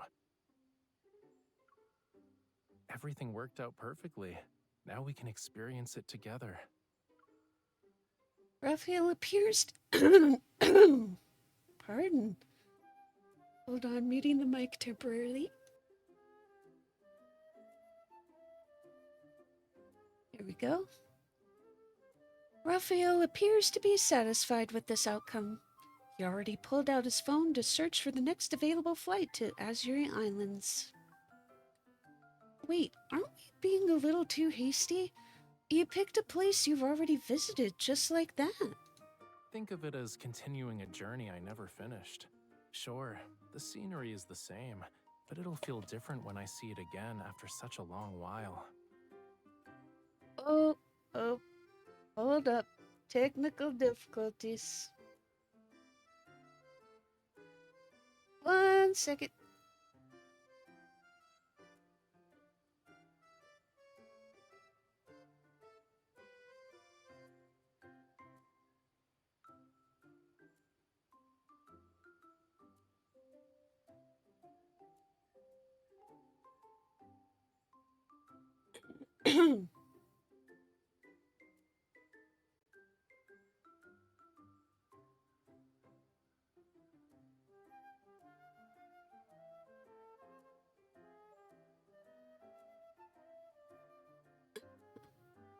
I don't know why that keeps happening.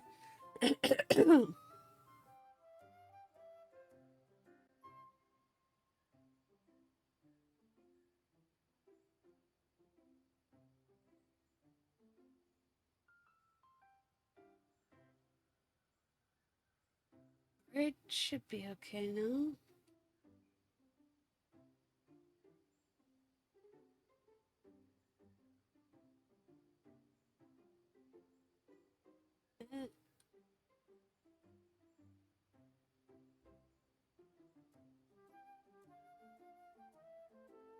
I'm back. Sorry about that.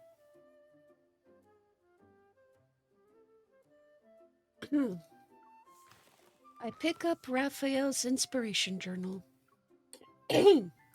Unlike when I first saw it, the pages are increasingly familiar as I flip through.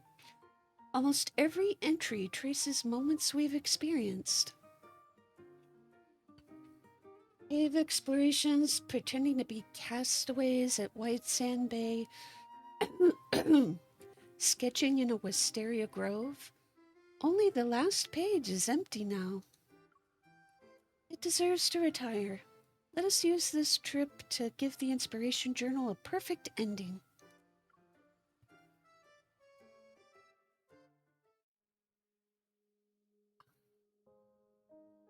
With the day's worth of preparation, we finally reached our destination on the afternoon of the third day.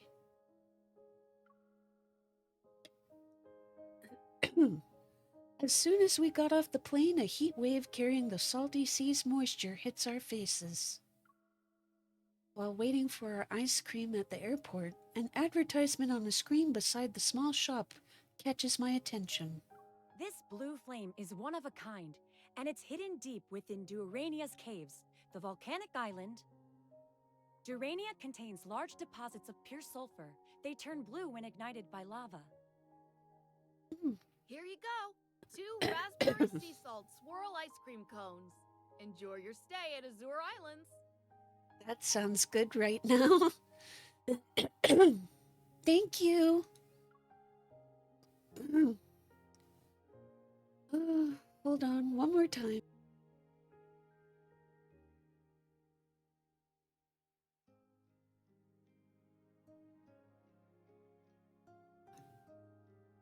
Whew. I'm seeing stars from that cough. Taking the ice cream cones with 2 scoops each, I start eating while I look for Raphael.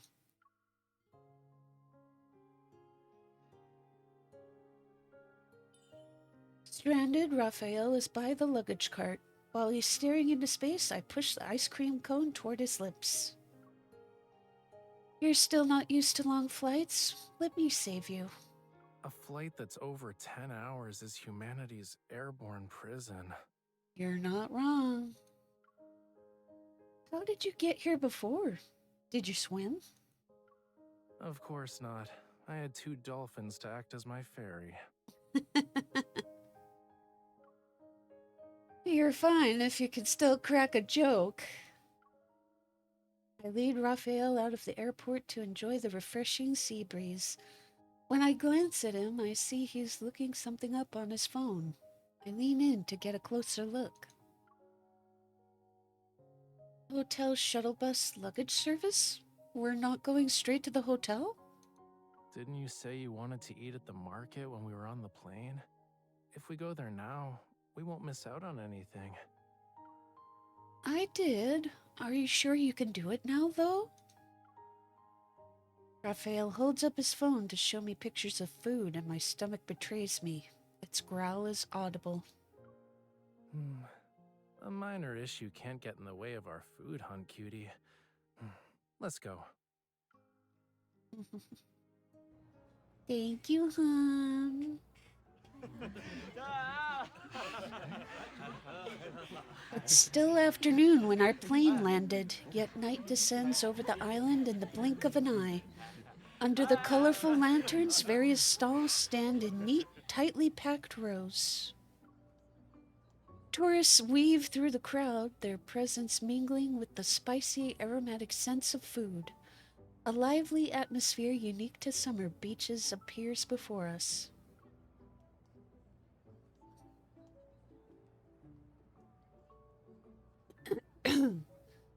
The pleasant temperature by the sea and maybe the therapeutic power of delicious food have finally restored Raphael's energy. That stall sells sago pudding, which has pearl-like bits and white coconut milk. It'd be perfect to eat after dinner. The one next to it sells wooden ornaments. They were made by using techniques unique to local tribes. Very few know those traditional crafting methods now. Let's finish the grilled sweet shrimp, fish balls, and stir-fried seafood noodles before we visit the pudding stall. As I browse the market while listening to Raphael's explanations, I realize we've almost went in a circle. I can't shake off the feeling that something's off. Raphael, have you noticed how the lines get longer wherever we go? As Raphael looks up, the people around us fall silent for a moment. Most of them guiltily avert their gaze, but the identical snacks in their hands betray them. A little girl standing nearby tugs repeatedly on her mother's hand. Mommy, aren't we going to buy the sago pudding? That handsome man said it was really tasty.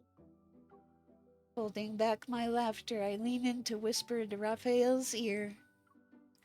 Looks like you have a real talent for being a tour guide, handsome man. And you have a talent for being a hunter. You're always observing your surroundings. As the market becomes increasingly crowded, I pull Raphael away from the throng of people.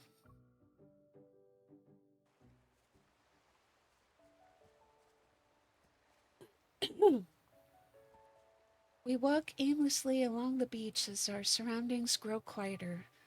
Eventually, we find ourselves beside a grove of wild coconut trees. The coconut trees stand tall and cast dappled moonlight reminiscent of silver fragments across the soft sand. Their leaves rustle and whisper in secret conversation with the sea breeze. I knew it. Some views can only be discovered when you leave the crowd behind. The coconut tree grove looks beautiful under the moonlight. I pull out my camera and start taking pictures. Meanwhile, Raphael seems to be lost in thought. Now that you mention it, this place does feel kind of familiar. Raphael pulls out his journal and flips to the page after the blue fire photo. Sure enough, there's a picture of a coconut grove in the moonlight. I took a photo here 2 years ago as well. Doesn't that prove our taste and aesthetics are the same? What a coincidence! The thought of standing in the exact same spot that Raphael once stood in 2 years ago excites me. I put our two photos next to each other for a comparison. Coconut trees have grown a little taller, and that part of the fence over there is gone now. You're playing spot the difference?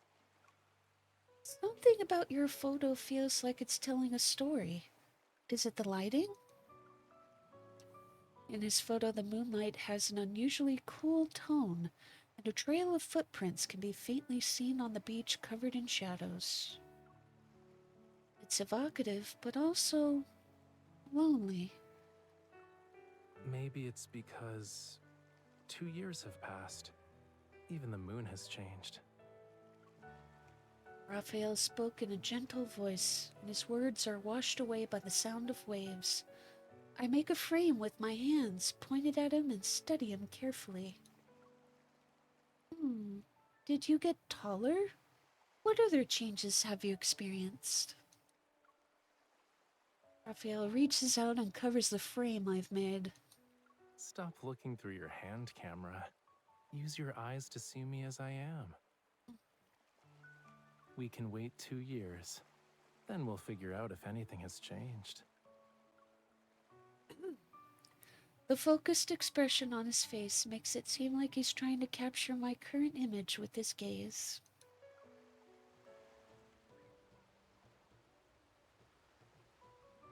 A burst of music pulls me out of my daze. I turn in the direction of the drums. What's that sound? It's probably the locals having an outdoor gathering. They say it originally started as a way to welcome people who return from sailing. It then developed into an annual summer festival. You've experienced it yourself? Yup, but as soon as I got close, a very enthusiastic man had me dance with him. I didn't even get a chance to take photos as a memento. Come to think of it, I rarely see photos of you. Didn't you sneakily take a few of them today? We can get those developed once we're back. A beam of light from the lighthouse sweeps toward us and illuminates our tranquil corner of the beach.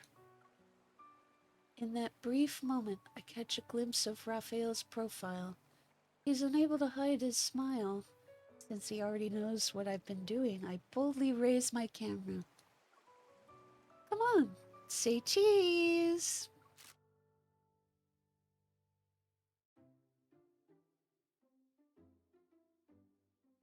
Back at the hotel, the heat wave has subsided.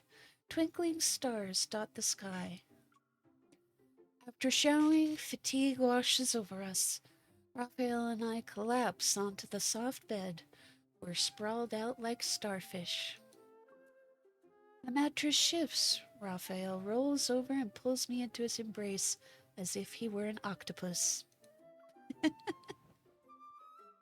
Just so you know, your human body pillow will go into sleep mode in a second. I'm impressed.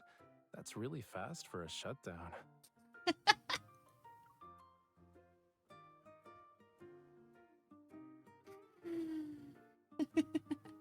Hello, handsome. I turn and find a comfortable position, then I snuggle against him. Weird. All we did was eat and drink this afternoon. Why do I feel tired the moment I see the bed? We can only see the blue flame at night anyway. Why don't we cancel our daytime plans and rest at the hotel? We came all the way here, though. We can't just stick to the land when we're in an island resort. It'd be a waste to stay in our room all day. Not enjoying this view of the ocean is practically a crime. I know. If the ocean could hear you, it'd be touched by your unwavering determination.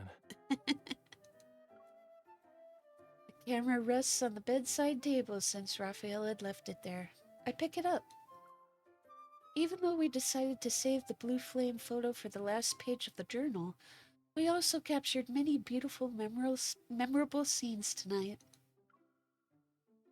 As I struggle to choose between them, a photo I don't remember taking catches my attention.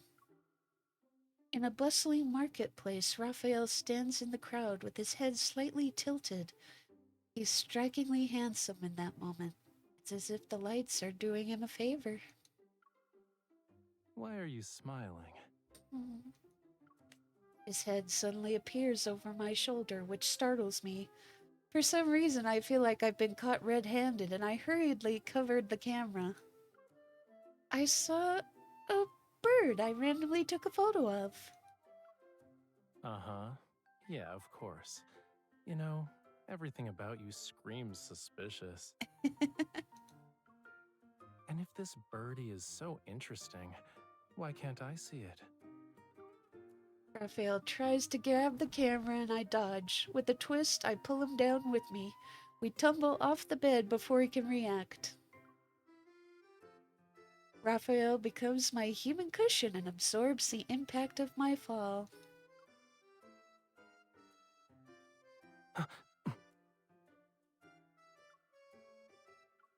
With a sheepish smile, I get up and crouch beside Raphael. He's lying flat on his back and hasn't moved an inch. I was just defending myself. You're not allowed to extort me.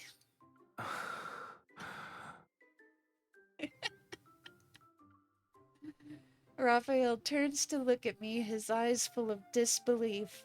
I pat the thick carpet beneath us and stand up. I guess I broke you. I'll ask the front desk for a wheelchair. I'm about to leave, but he grabs my wrist. Then Raphael sort of sits up. He leans against the bed and messes up my hair to avenge himself. Miss, I have a feeling you left your compassion on the beach. You were very agile when you tried to take me down. I'm pretty sure you can climb a volcano right now without breaking a sweat.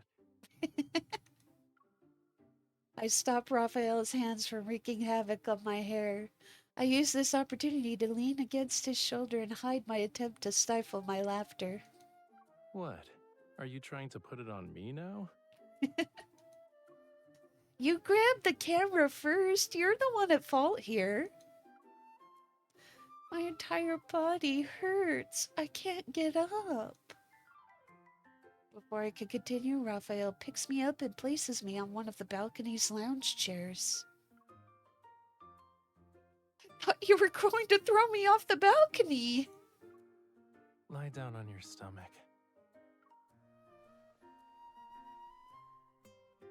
Although I'm confused, I lie face down on the lounge chair. Through the reflection in the glass window, I see Raphael walking back to the bedroom. He bends over and starts rummaging through a shopping bag. Footsteps approach and I turn my head. He's holding the coconut oil we bought at the market. What are you doing? Don't move. Raphael quickly answers my question with actions. He presses his warm palms against my shoulders that are exposed to the cool night breeze. He gently massages my sore shoulders and back. My heartbeat quickens because of his touch, yet when I catch a glimpse of him being focused, I feel like teasing him again. My lower back is also a little sore, and my calves. You really do have me at your beck and call, huh? It's like you're an expert at giving me orders.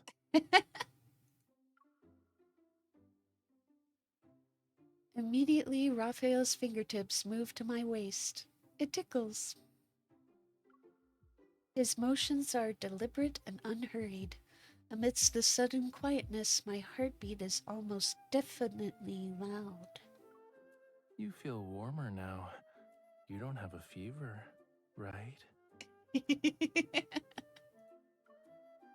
I'm just feeling a little warm. We're in the tropics after all. Should I turn up the AC for you? The pressure on my back that was making my heart race stops. I have a moment of relief, so I turn my head to look back at him.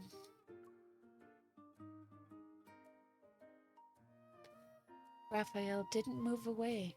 On his face, I see a very amused, playful smile. I freeze. I've been caught. Oh, you're really stiff. I guess you need a longer massage. And I'm pretty sure we have a lot of vacation time, right? Under the warm yellow light, the giant shadows of palm tree leaves sway gently in the breeze. The pleasant fragrance of coconuts fills the room.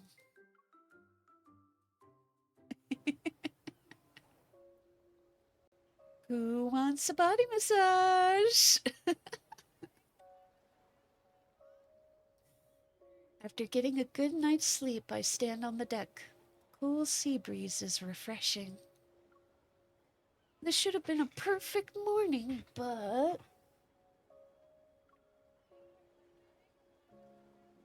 No ship. Go away. No stop. Huh? The man wearing miner's clothes is animated. His arms are crossed as he frantically shakes his head. No go island. We can't visit the island? According to Raphael's plan, we were supposed to get on a yacht so we could go to the most important destination of our journey. Durania is a volcanic island with a flame that's one of a kind. Blue fire can only be seen at night, so we planned to explore the island during the day. Who could have guessed we'd be stopped before even reaching the shore? Why can't we go on the island? I try my best to clearly articulate my words. The man understands my question and quickly responds, but I didn't understand it. He's saying we can only visit the island after 6 p.m. There are miners who work in the tunnels during the day. Raphael, who just got off the phone, walks over to me and looks thoughtfully at the miner. You understand the language he's speaking? A little. It's the native language of the locals here. Thanks for letting us know. We'll come back after dark. The yacht quickly turns around and sails away from the shore. Our plans have been ruined. Unable to hide my disappointment, I keep looking back at the island. I guess the hiking poles are useless now. I should have asked in advance. I can sneak you onto the island by going underwater. Consider it my way of making up for my negligence as your tour guide. But isn't there a saying, good things come to those who persevere, yeah? Not quite. His comment makes me laugh, and out of the corner of my eye I spot fishing gear at the edge of the deck, and immediately feel better. Okay, Raphael can officially resign as a tour guide for his negligence. I'll take it from here. As you wish. So, what's our next activity, Miss Tour Guide? It's almost noon. Are you hungry? I'm hungry. Definitely gonna want to eat after this. The yacht is anchored near a shallow reef. This small island is one of the smaller resort areas, and it's close to Durania. A flash of silver light appears beside me as Raphael skillfully reels in his catch. He raises his arm and the lively fish splashes water droplets while thrashing about. Miss Tour Guide, you won't catch anything if you keep staring at my fishing rod. Yeah, the fishing rod. I glance at Raphael's container that's filled to the brim with fish. Then I look at the calm waters in front of me. I sigh. I underestimated how much your subjects adore you. They're probably worried that you won't have enough to eat. Out of all the things I could have chosen, why did I go with fishing? I challenged Raphael to a fishing competition, and as expected, the result is a crushing defeat. What was our bet again? The loser will fulfill the winner's request? I need to find the guy who said fish have a bad memory. It's been 2 years since they've seen you. Not only do they remember you, but they're also leaping into your trap to throw you a reunion party. The fish in Raphael's container suddenly start jumping around. It's as if they're responding to my words. I laugh. They've never actually seen me before, though. This is more like a welcome ceremony. The ones that saw me 2 years ago should be their grandparents. Then you must be a legendary figure in these waters. The older fish probably tell bedtime stories about you. I clear my throat and imitate an elderly voice. Back in my day, Grandma was caught by a fisherman, but then she discovered she was actually the sea god. If they knew we were hungry right now, wouldn't it turn into a horror story? Which, you know, makes a fry's scales stand on end? Besides, your story isn't really accurate. I never fished here before.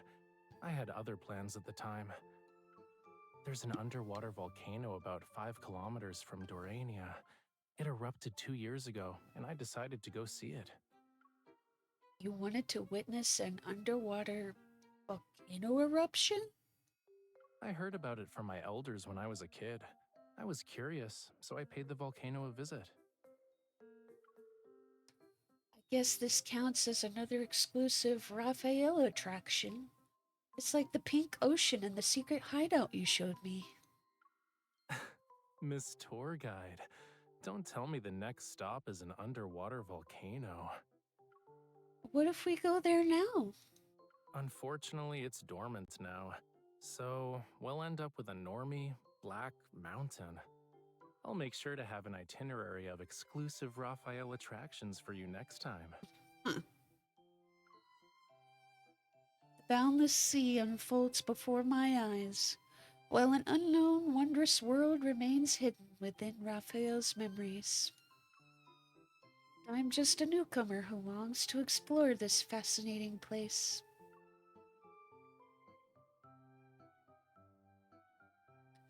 Raphael moves his chair a little closer to me and stretches his arms. What you thinking about?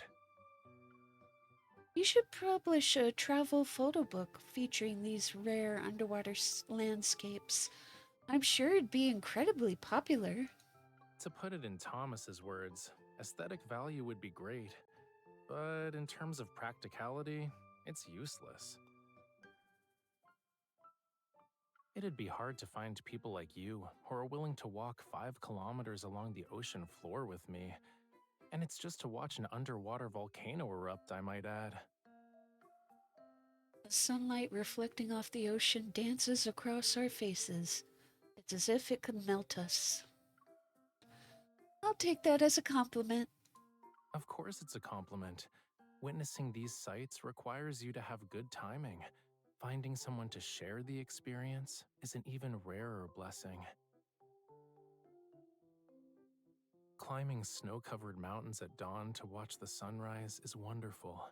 Exploring mine shafts at midnight to see blue fire is amazing. Raphael tucks strands of my hair that the sea breeze has tousled behind my ear before stretching out his legs. He's just as relaxed as a fish leisurely gliding through the water after a satisfying meal. Sitting like this is also extraordinary. I nod, then I lean against Raphael and use this chance to make a request. Yeah, it's nice. So can we forget about me losing the fishing competition earlier? Or I could grill the fish as my punishment. No, why would I let you run away? Especially when we're on my turf. It's okay, cutie. I've already decided how I'm going to use this opportunity. There's a limited time exclusive Raphael attraction. The tickets are conveniently on sale nearby.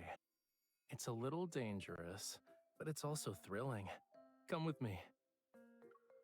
What is it?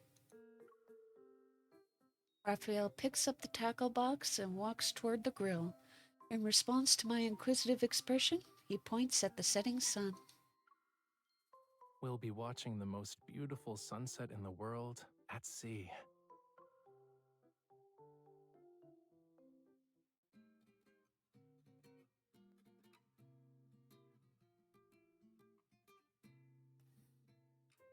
While enjoying the crispy grilled fish, I occasionally glance toward the shore. Raphael is standing on the beach as he talks to a stranger. Hmm? They quickly reach an agreement. The man turns to leave as Raphael walks toward me. I've made arrangements with the Wyvern coach. If we start the lesson now, we'll be just in time for the sunset. Wyvern? The man leaps up from the sea while spraying water. From a distance, he looks like a flying fish soaring above the waves.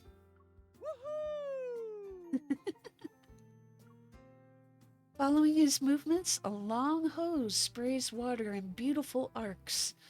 After spinning several times in the air, the man lands right in front of us. Whew. Whoever has the better balance can take the coach position. This is how we're watching the sunset? It's definitely something you'd do. I don't mind, but aren't you afraid of falling? Because he has a fear of heights. We're over the sea, so there's nothing to worry about. Falling will be like going home. Now's not the time to be afraid. We agreed to master this hydro flight-like sport before the sunset appeared.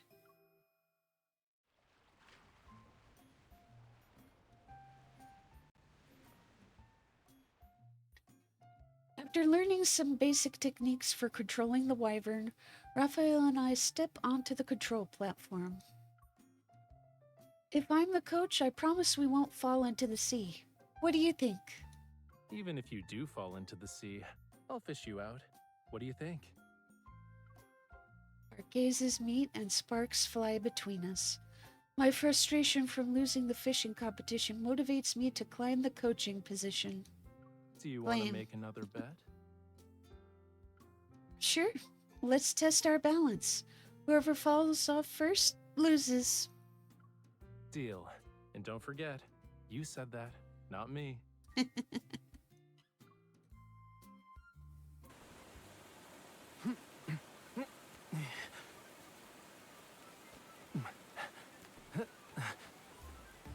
Loser steps down as coach.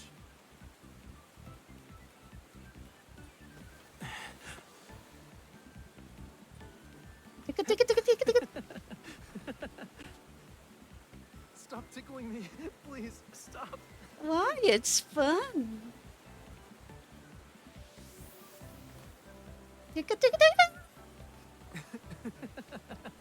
Don't touch that spot. It tickles.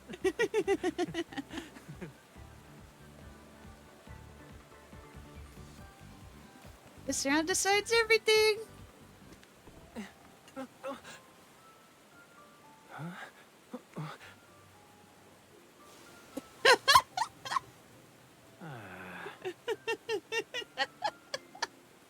I had to, honey.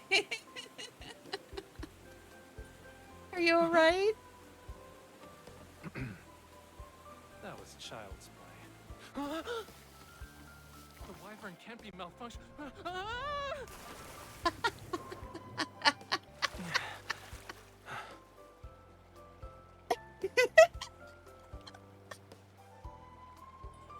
Yeah, it malfunctioned. You jinxed it.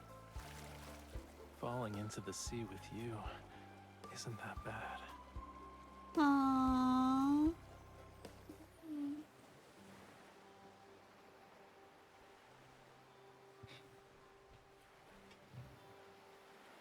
Don't move. It's not dry yet. Well, I gotta dry you too.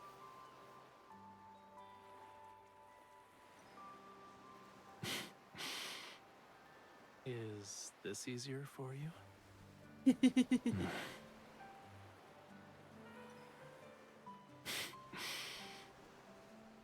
it's already dry. Never mind. They say this is the most beautiful sunset. Our trip has been worthwhile. Why are you looking at me? Something's in your eye. Should I let you get a closer look?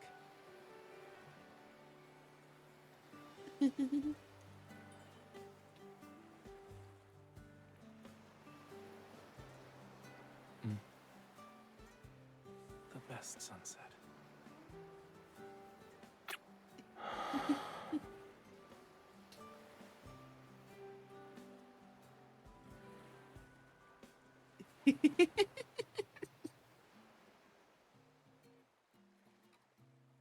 The sunset's warm glow disappears on the horizon as the yacht finally sails back to Durania.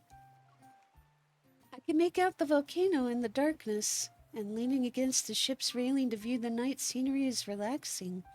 However, do I really need to wear all of this, Raphael?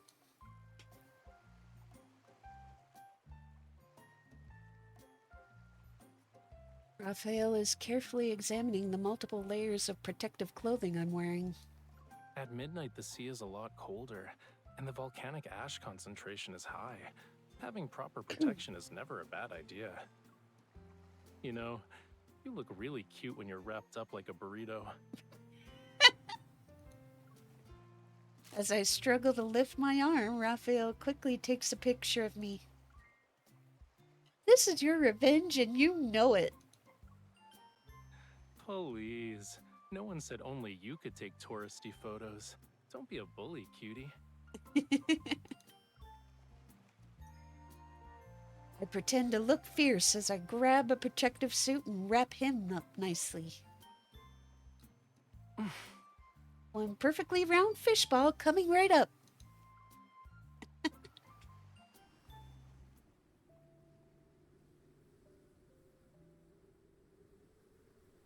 We finally reached Urania before dawn. Far from the resort area, the island is very eerily quiet. Even the constant rhythm of waves has disappeared in this area that's shrouded in mist.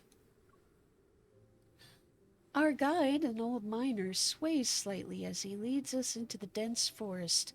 He's holding a flashlight. The terrain has changed a lot over the years. The volcanic vent used to be hidden inside the mountain. Then we stumbled upon it while mining for sulfur. The blue flames you want to see are inside one of the mining tunnels. The thin mist disperses with the wind. Moonlight filters through gaps between the tall trees, and we can faintly make out the mine entrance nearby.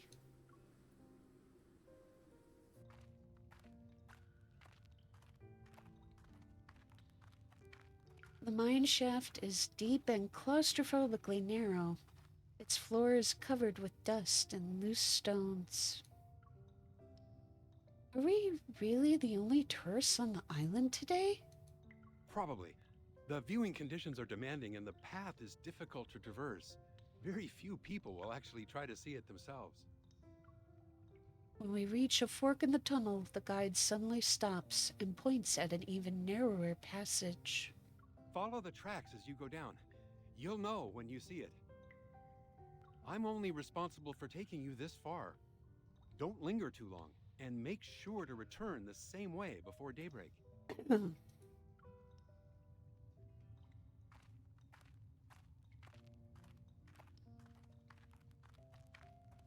guide leaves. We continue walking on the rough, uneven ground. Raphael carefully traces his fingers along the rock wall as we move. This really is his first time here. Didn't think we'd have the blue fire all to ourselves tonight. We're lucky. Tourists usually flock to these attractions that are one of a kind. When you couldn't visit this place, were you disappointed when you left? Maybe a little, but I had more important things to do. It was hard to justify staying for a minor point of interest.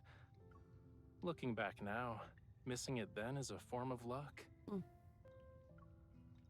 You said that regret adds character to your life, right? Raphael is momentarily stunned. Then he taps my forehead. You have a good memory. You even remember things I said in passing. It's because I have my own Raphael inspiration journal. My voice echoes and reverberates back to my ears. I open my mouth and continue speaking in a quieter voice. Your words, your paintings, the songs you recommend, the stories you tell, I collected them all in my journal. Each page I turn reveals a more complete picture of you, Raphael. And watching it gradually become thicker gives me a sense of accomplishment. Didn't you say your inspiration journal is the compass for your creative work? Well, mine always leads me straight to you.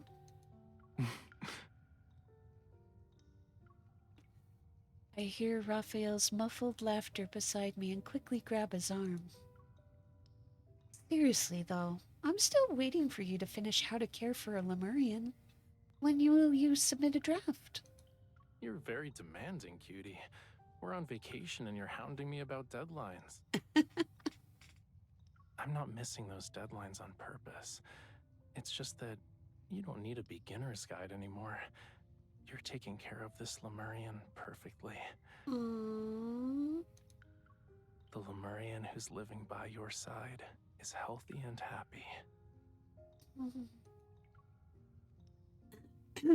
His praise catches me off guard. Unable to hide my smile, I pull his hand and walk with my head down. Of course. Let's keep going. We need to leave before the sun rises. Look up. I think we're here. We've reached the end of the tunnel before I realize it. Around the corner, a cave glows with mining lights. I hold my breath and pull Raphael inside with me. But I only find a few massive rocks inside. It's indistinguishable from any other mine. It's just more spacious. Did we take a wrong turn? There weren't any branching paths along the way, though. Raphael doesn't speak. He gestures for me to listen carefully.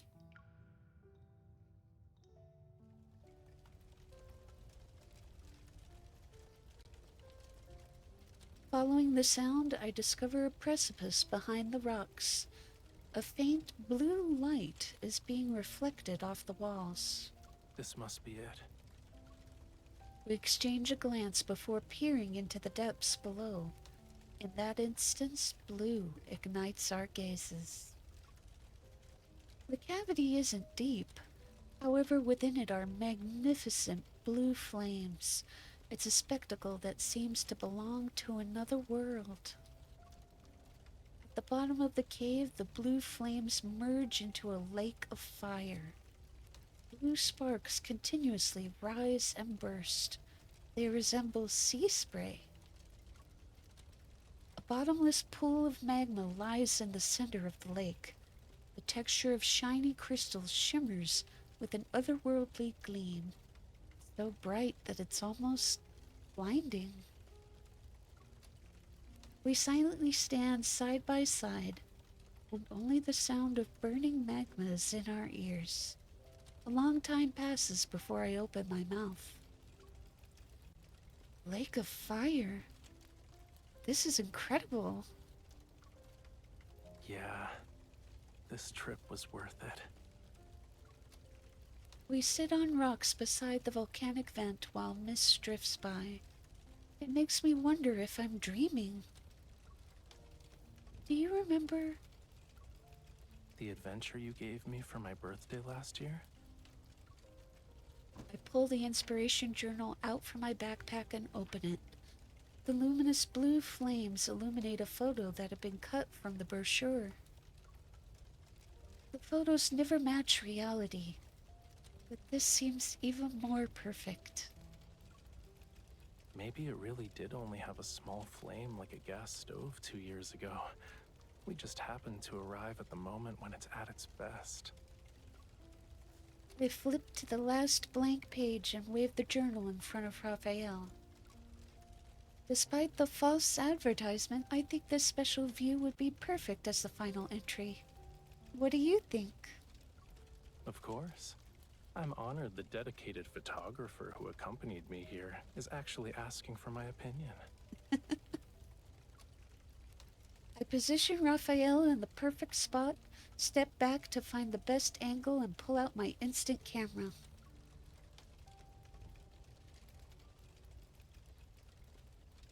When I look through the viewfinder, I discover Raphael's figure is no longer there. Raphael, stop moving around. This is the only... Raphael's hand rests on my waist as he guides me to turn in a different direction and gently pushes me down a little. He takes the camera from my hands, and with a quick flick of his wrist, Raphael turns the lens in another direction. I hear the sound of a shutter. Stunned, I stand there as Raphael looks at me. Trust me, this spot is the best. Raphael takes out the photo that has yet to be developed and gives it to me. He smiles as he points to the journal in my hand. I think it's more fitting to call it a memory album. I think it's more fitting. Aside from the inspiration I collected during some trips, it also has things that are very precious to me. Like? The freedom to stop whenever I want to in this world, and the comfort of someone being my anchor.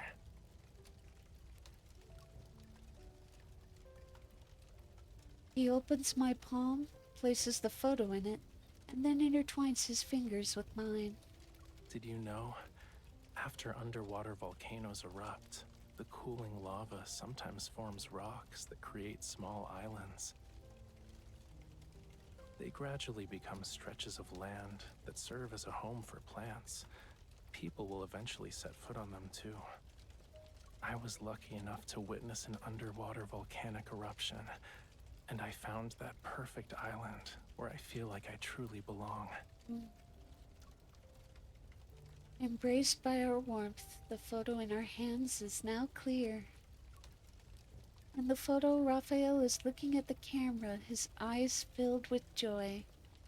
I'm looking at him, and a sea of vibrant blue flames blooms behind us. Look, the view from our island is beautiful.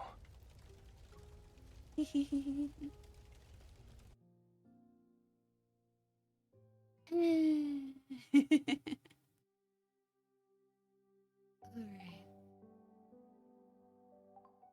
So let's look at the alternate ending with the wyvern, and we'll be done.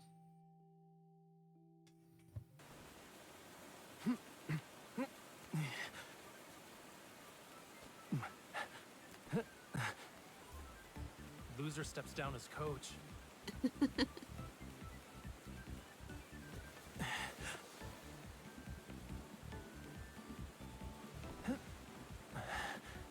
You need to practice some more if you want to ambush me.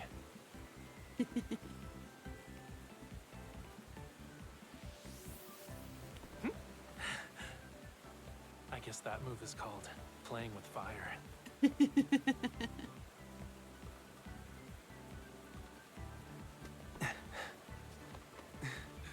Did you set yourself up?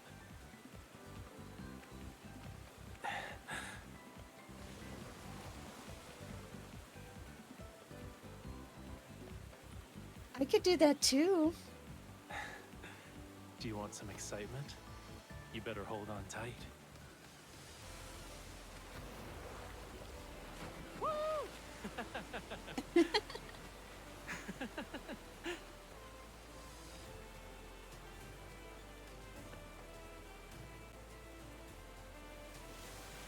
Whee!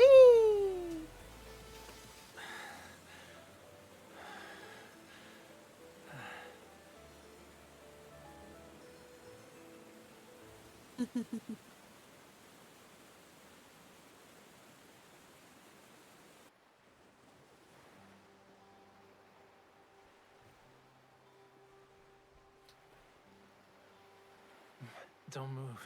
It's not dry yet. This part plays out the same, but I'm gonna let it play anyway. More time with my husband, though. Is this easier for you? Just enjoy the view, Raphael. It's already dry.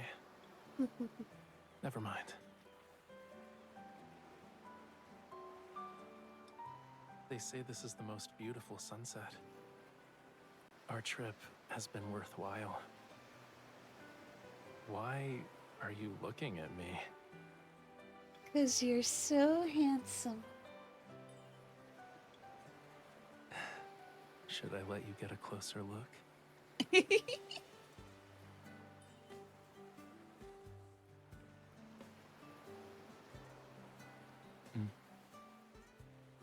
The best sunset.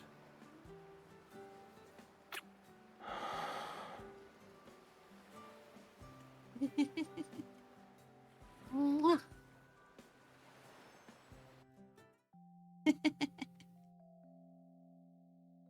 Well, that's it. I'm sorry that I wasn't able to get Xavier or Caleb's cards, but as I said yesterday, I spent so much trying to get all 5 cards during the wedding banner, and I can't afford to do that, you know, unless someone was wanting to like donate to the wish ticket pool. I can't do that on my own though. So, I'm just going to show you real quick. It looks like for this week, it's Zane's birthday week. So, I am going to see if I can get both of his birthday cards. There is also a little event for making his birthday cake and stuff. So I think next weekend I'll show you guys how this pans out. Hopefully I get cards to show you as well, but we'll see. We shall see. Well, for those that are watching live, thank you for being here with me today. If you haven't already, please be sure to give me a follow here on Twitch. That does help me with accomplishing my goals here. For those watching in the future, thank you for watching my VODs. If you haven't already, please be sure to subscribe to my YouTube channels. That'll let you know when more VODs are available and when I upload songs to my main channel. Well, that's all for now. Have a fantastic day. See you next time. Bye-bye.